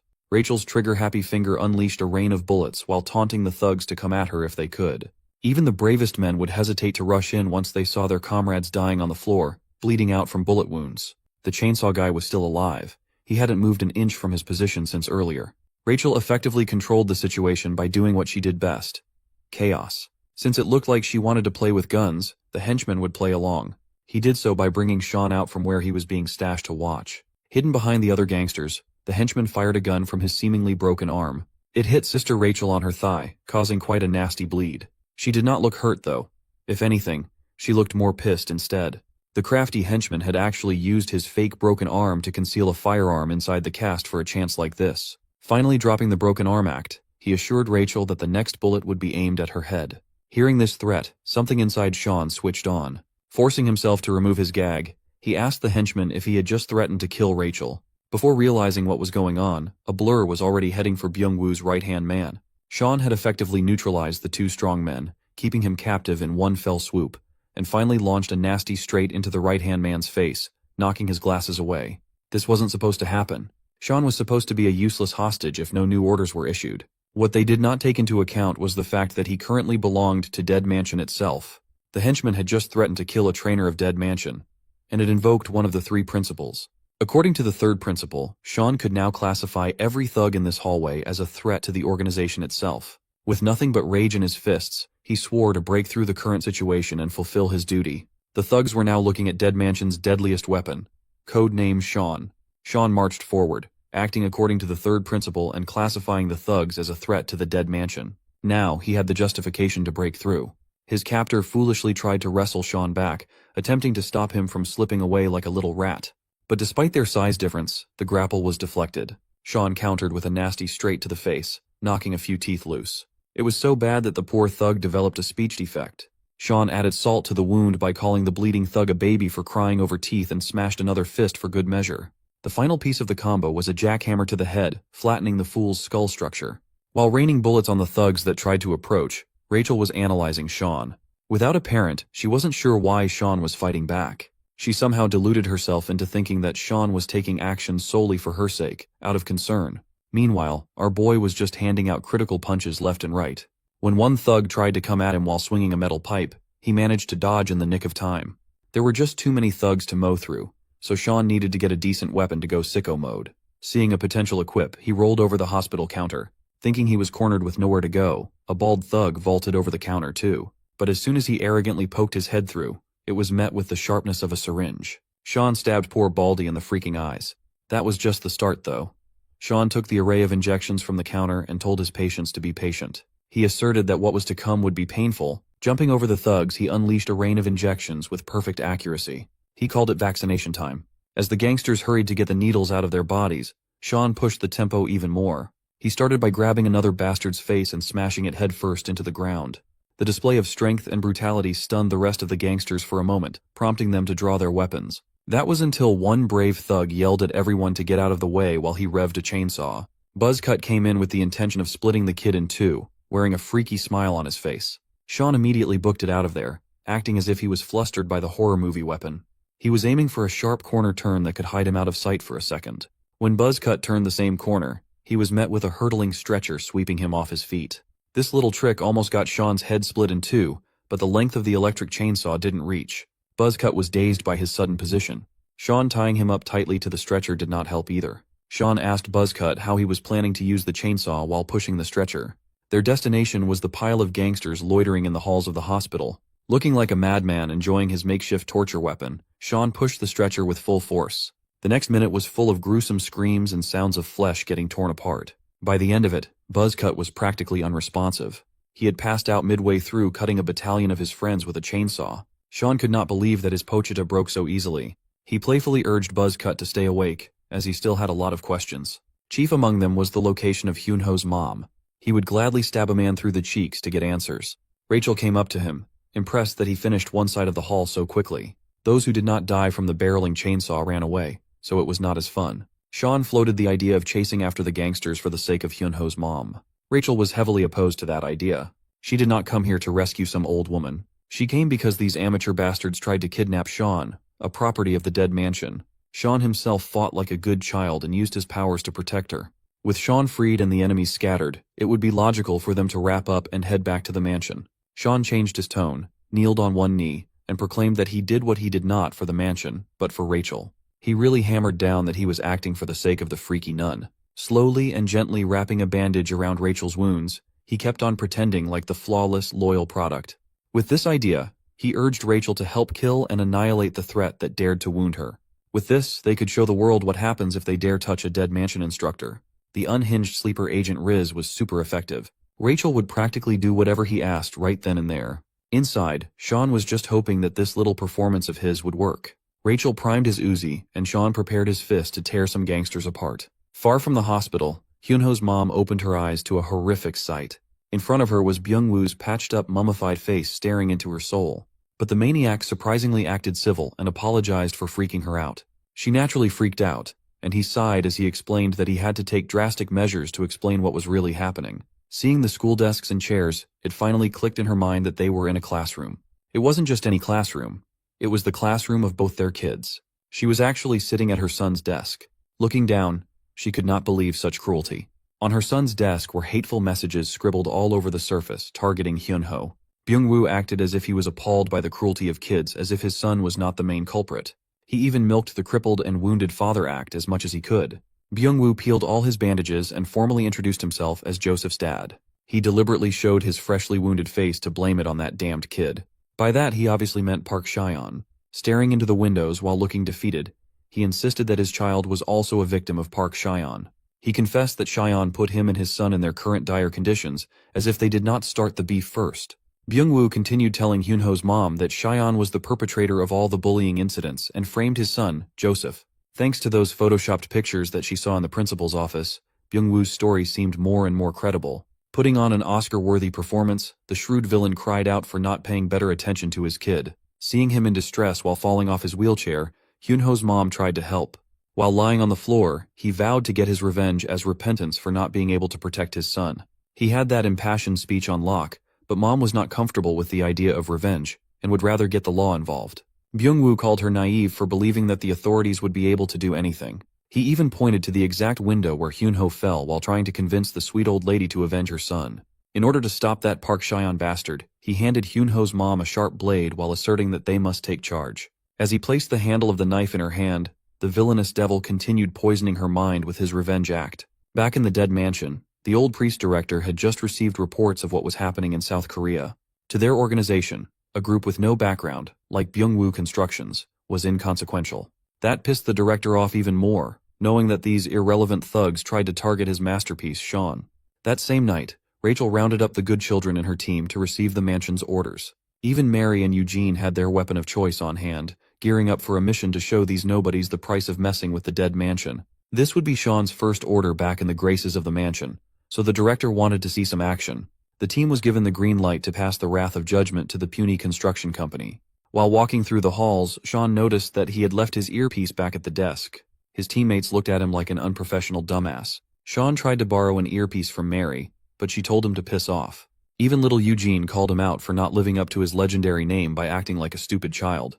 It did not take too long for Rachel to find that Byung-woo and his goons had run to the school based on nearby traffic cameras. If the devil was here, then Hyunho's mom would also be in the same place. Rachel quietly took note of Sean's fixation on that old woman. Sean was acting like a careless fool, but he had come to this place with a purpose. Rachel had to remind him that they came here to eliminate the enemy and nothing else, not for something useless. He assured her that he knew what he signed up for, but something was brewing inside the young man. If all he had to do was destroy everything in sight, it should not be too hard, right? Unbeknownst to the team, they were being tracked and filmed as soon as they sneaked into the school premises. In the control room was an armed Giga Chad watching their every move.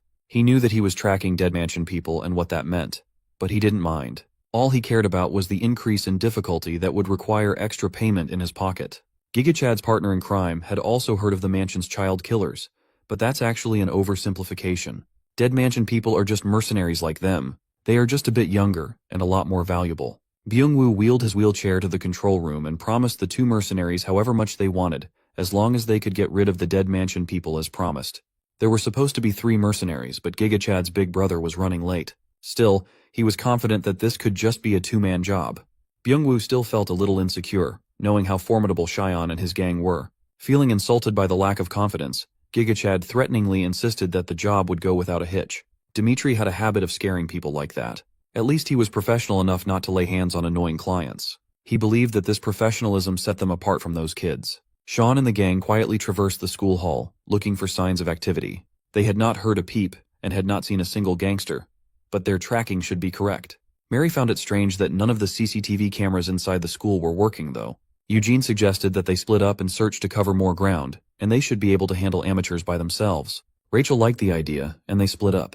Mary took the security room as her side so she could work on bringing the cameras back online. Rachel reminded everyone to stay in contact with their earpieces in case a problem arose. The 3 quietly laughed at Sean for forgetting his earpiece like an amateur. Since it could not be helped, Sean was stuck following Rachel instead. Eugene chose to search in the new building. With the kids gone, Rachel and Sean were left in the hall. Being alone with the target of her weird homicidal obsession painted a twisted smile on Rachel's face. Sean started poorly, acting like a tough guy, and Rachel finally dropped the BS to ask him directly if he was still thinking of the old lady and that bullied son of hers. She wanted to know why Sean was going so far for these strangers. This misplaced obsession had no place in the mission and should be dropped. Rachel threatened that clinging to these civilians would only bring more danger their way. Before Sean, they were just regular people. In a couple of days, they had become a target for a prestigious secret association and had been kidnapped by third-rate gangsters. There was only one common denominator among all these incidents, and it was easy to see what it was. Those people would have led a normal life if Sean had not appeared. Now their lives had been permanently upended thanks to his needless meddling. He might not want to think of it in such a grisly way, but Sean could feel the weight of their lives and blood in his every step. Rachel really knew how to push Sean's buttons and make him believe that everything was his fault. She knew how his mind worked, so she also knew how to break it with just a few words. In a highly vulnerable state, Rachel reinforced the idea that the only place Sean belonged to was the Dead Mansion. Their little brainwashing session was interrupted when he sensed something coming from afar. He pushed Rachel aside, both of them dodging a hurtling bullet. The shooter was impressed at Sean's senses that detected the concealed shot. Based on Rachel's reaction to the shooter's appearance, it seemed like she knew him. As it turned out, Dmitry Medvedev was the second in command of a Russian mercenary unit called Barefoot. The last time they'd seen each other was 2 years ago on a mission in Vladivostok. Dmitry slammed the limp body of Mary he was carrying to the ground. He swore that he just smacked her around for needlessly buzzing. Rachel looked at the mercenary with poison in her gaze. Dmitry admitted that he liked Rachel, but a mission is a mission. She raised her Uzi, and he simply aimed his pistol at Mary, demanding a professional instead of an emotional approach to the situation. Dmitry proposed that he could drop this mission and let things slide once Rachel went out with him. Without pause, she cursed the womanizing dog and pulled the trigger multiple times. Dmitry swiftly threw his body to cover, dodging the initial barrage. Running under the counters, he repositioned for a better angle. He managed to return some fire but failed to hit Rachel. She paused behind cover and reloaded her dual guns at the same time. They were not expecting to run into Barefoot, so things just got a lot more complicated. While stuck in an intense crossfire with the mercenary, Rachel continued lecturing Sean about how he dragged an innocent old lady into this dangerous world. Looking around, she realized that Sean had already vanished. While reloading his gun, Dmitry kept trying to riz Rachel up. It was ineffective. The mercenary reckoned that a few bullet holes in her body would be enough to knock her unconscious. Sean, who had sneaked to a wall near Dmitry, quipped that the mercenary did not have the skills to take Rachel down. The two quickly engaged in close combat featuring a gun. 3 initial fires were thwarted by simply redirecting Dmitry's arm. Sean pushed further while keeping the gun out of the equation.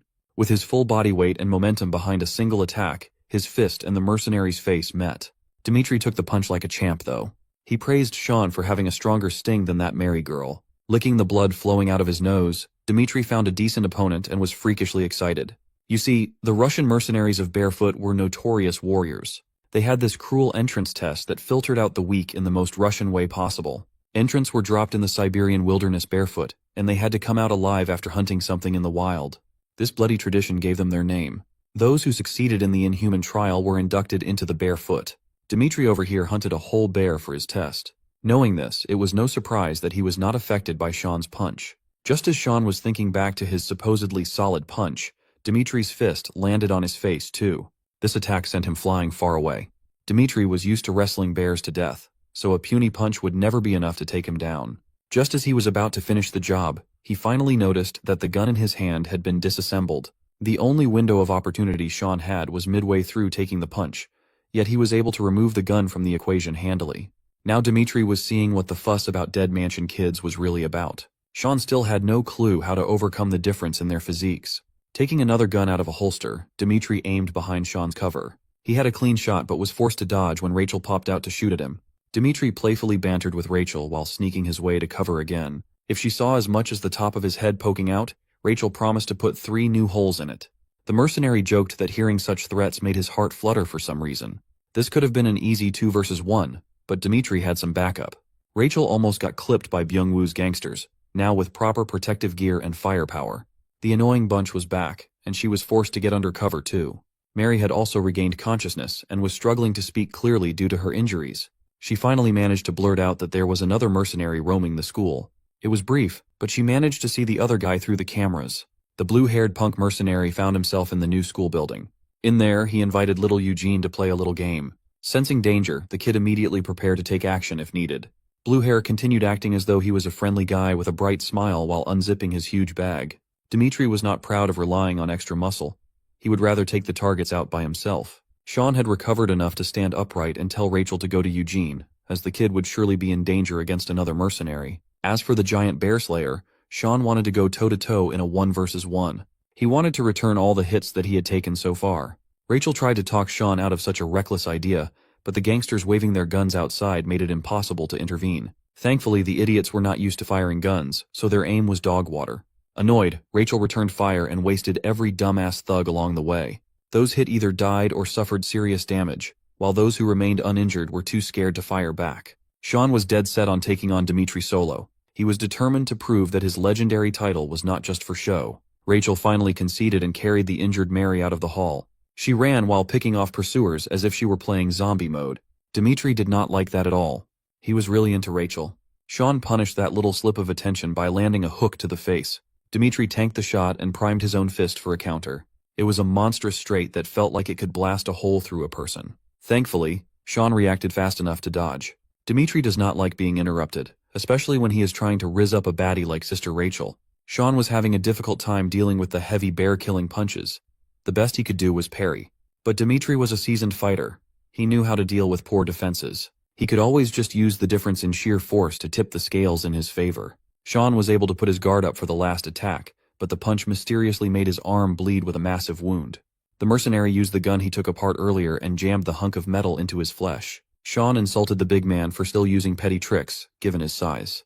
But all is fair in a fight to the death. He preferred the term strategy. Sean asserted that the use of such petty tricks was the exact reason Rachel would never play with Dmitri. At first, the big man was insulted, but then he was impressed by Sean's effective taunting. Still, you could see that being called out was irritating the mercenary. Sean just happened to find a sore spot in Dmitri's nerves. He really liked Rachel. He liked her enough to abandon all tricks and run up to Sean like a giant freight train, ready to tear the kid to pieces. As usual, Sean kept his eyes open and parried the first strike.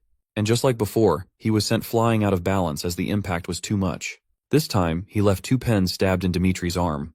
They were lodged deep in there, and the bleeding was quite serious. Still, this was child's play for the veteran mercenary. It only pissed him off even more. With anger came an increase in speed that Sean struggled with. While the big man chased him with fists balled up, Sean threw his jacket out to cover Dmitri's line of sight. When the big man waved the jacket away, Sean was nowhere to be found nearby. He noticed that a supposedly closed door was ajar and locked in. Dmitri licked his lips like a predator hunting his prey. Sean hid in the random office he found while lamenting his decision to take on a Russian monster on his own. He asked himself why such a beast would come to such an inconspicuous place. But he already knew the answer to that. It was because of him. Everything that had happened was because of him. Vile elements just kept flowing into this place due to his presence. Maybe he really was responsible for the ruin of normal people's normal lives. Maybe Rachel's brainwashing technique was way too much to shake off. Nevertheless, this helpless and powerless situation made Sean angry. It was not the loud kind of anger, but the more terrifyingly calm type of anger. Dmitri kicked the door open, eager to finally end this game. Sean ignored the boisterous big man as he stood up and accepted that Rachel was somewhat right. If he had not come here, there wouldn't be an elite mercenary wreaking havoc on a high school campus. Hyuno's family would have been fine too. Sean accepted that he contributed to the reason for things turning out like this, but that only fueled his desire to end this chaos with his hands too. He could not just sit, hide, and cry because it hurt. Dmitri sensed the change in the young man's aura and immediately stopped messing around. Knowing that he must end it quickly, Dmitri lunged with his combat knife. Sean calmly dodged without an ounce of wasted movement and responded in kind by breaking Dmitri's arm, literally reversing the big guy's elbow. He did not even see the hands that broke his arm with how fast it happened. With the threat of the knife neutralized, Sean used Dmitri's leg as a jumping pad. Sean scaled the giant and eventually planted his knee deep into the mercenary's nose. For once, he could be the one to call the big guy a twerp. The hit was solid and clean, but Dmitri was one tough nut to crack. He finally acknowledged Sean's name, showing respect to a formidable opponent. His nose bled, and he got another freaky taste while looking at the locked-in version of Sean. Let's rewind time to 2 years ago in the infamous Vladivostok mission, where Dmitri was commissioned to stand by outside a stronghold. Sure, he got a good rate for the mission, but he was just a glorified designated driver. It irked him even more that he was picking up little brats in the middle of the night. Hearing his complaints, Rachel corrected him for labeling the kids as brats. She preferred to call her little angels the good kids of Dead Mansion. They were perfect products. Dmitri was a lot more inexperienced and rough back then. Ignoring the driver, Rachel ordered the kids under her care to get in the vehicle one by one before the explosion. Just as young Dmitri was about to ask what this explosion business was all about, the grand stronghold behind him burst into flames. As he looked at the burning stronghold, Rachel urged him to get his ass on the driver's seat quickly. He followed suit and asked if Rachel caused the explosion. She simply answered that it was a product of the kids' hard work. She turned to the children and asked if the trip was educational. They single-mindedly confirmed. Then came the criticisms. David missed a lot of shots, most likely due to an issue with the gun. Rachel urged him to maintain his weapon in top condition. Amy's acting needed some work as she tended to mumble her words when the stakes were high. Tom was supposed to be the covert guy, but his footsteps were audible while sneaking in. As for Eddie, Rachel simply ordered him to throw the candies he took from the meeting room, as professionals should not leave any tracks that could be traced back. Hearing all these ridiculous criticisms, Dmitri laughed at how absurd it sounded. Just as he was about to light a quick cigarette, Rachel's eyes narrowed and stopped him. Breaking the cigarette, she insisted that secondhand smoke would be bad for the kids. Rachel was quite disappointed that this little brother of Barefoot's leader, Bare Knuckle, did not seem very knowledgeable about the industry. Just as he was about to protest being insulted, Dmitri was stunned at the sight of the psycho wearing a skin-tight latex nun costume while tying her hair up. From that point forward, Dmitri had been smitten by Rachel's psychotic charm. Being young and inexperienced, he tried to hide it at the time, even though his face was blushing like a ripe tomato. Changing the subject, he asked where she got her scar. Dmitri even jokingly asked if one of the kids in the back gave it to her.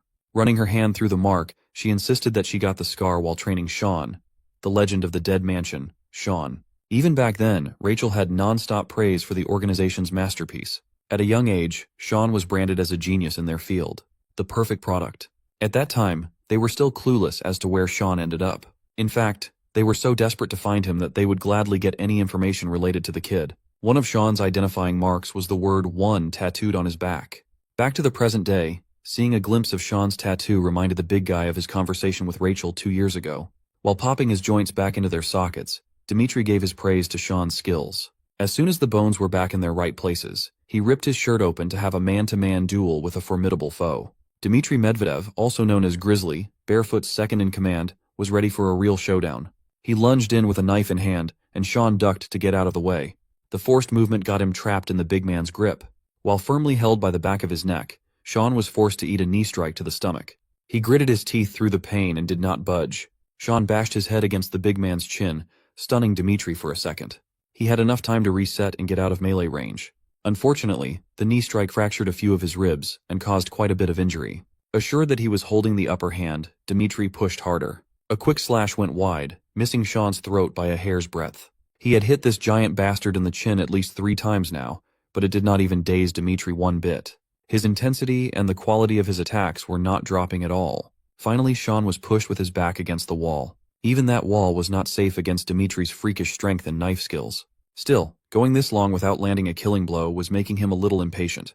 Dmitri wanted that intense and murderous Sean from earlier to come back and face him like a man. His next stab was met with a metallic sound and a question. Did Dmitri ever receive a reward when he was young? Holding some random school plaque to defend his chest against the blade, Sean admitted that he had never been rewarded in his whole life. Pushing the hand holding the knife away, Sean kicked the big guy in the stomach with as much lower body power as he could muster. The pain made Dmitri buckle and recoil, still confused by Sean's words. Using the school plaque award, Sean made the big guy bleed from his neck with a furious stab. The force behind that steel frame must have crushed the giant's windpipe. Sean urged Dmitri to consider the plaque award as a souvenir for his trip to Korea. With another push, he drove the plaque even deeper into the mercenary's chest. This next drive nearly knocked the big guy out of the pain. With that, the man-to-man one-on-one was wrapped up. Stretching his fatigued arms, Sean wondered if he should meet up with Rachel and the rest immediately. Suddenly, he noticed something that caught his attention from his periphery. Unbeknownst to Sean, Dimitri's throat and chest might be damaged badly, but the grizzly still had enough strength to grab some golf clubs. While Sean curiously picked up the picture that caught his attention, Dmitri was winding up his swing with every bit of strength he had left. It was clumsy, hurried, but extremely destructive. It was also slow enough that Sean was able to react in time. At this point, Dmitri was just running on pure hatred. I know a real hater when I see one. Sean finally decided to ensure the win by using the giant as a literal stepping stone. He climbed onto Dimitri's back and started choking the mercenary out. Sean urged the big guy to give in unless he wanted Rachel to hate him more. Physically and mentally at his limits, Dimitri's bloodshot eyes finally closed, and his grip on the golf club loosened. Dimitri's limp body hit the floor knees first while all consciousness faded. Sean happened to find his own picture in a loose school case file. He saw a few of his pictures and a few other things. In the new school building, Eugene had just reached the swimming pool area in search of gangsters to mess up. His discreet search was interrupted by the blue-haired punk joining him to look in the pool's water. Realizing that he did not feel this man approach him at all, Eugene hurriedly jumped to a safe distance. Enemies that could hide their presence at this level are not to be looked down upon. One thing for sure was that this punk was not your average person. Eugene made the smart call and reported back to Rachel using the earpiece.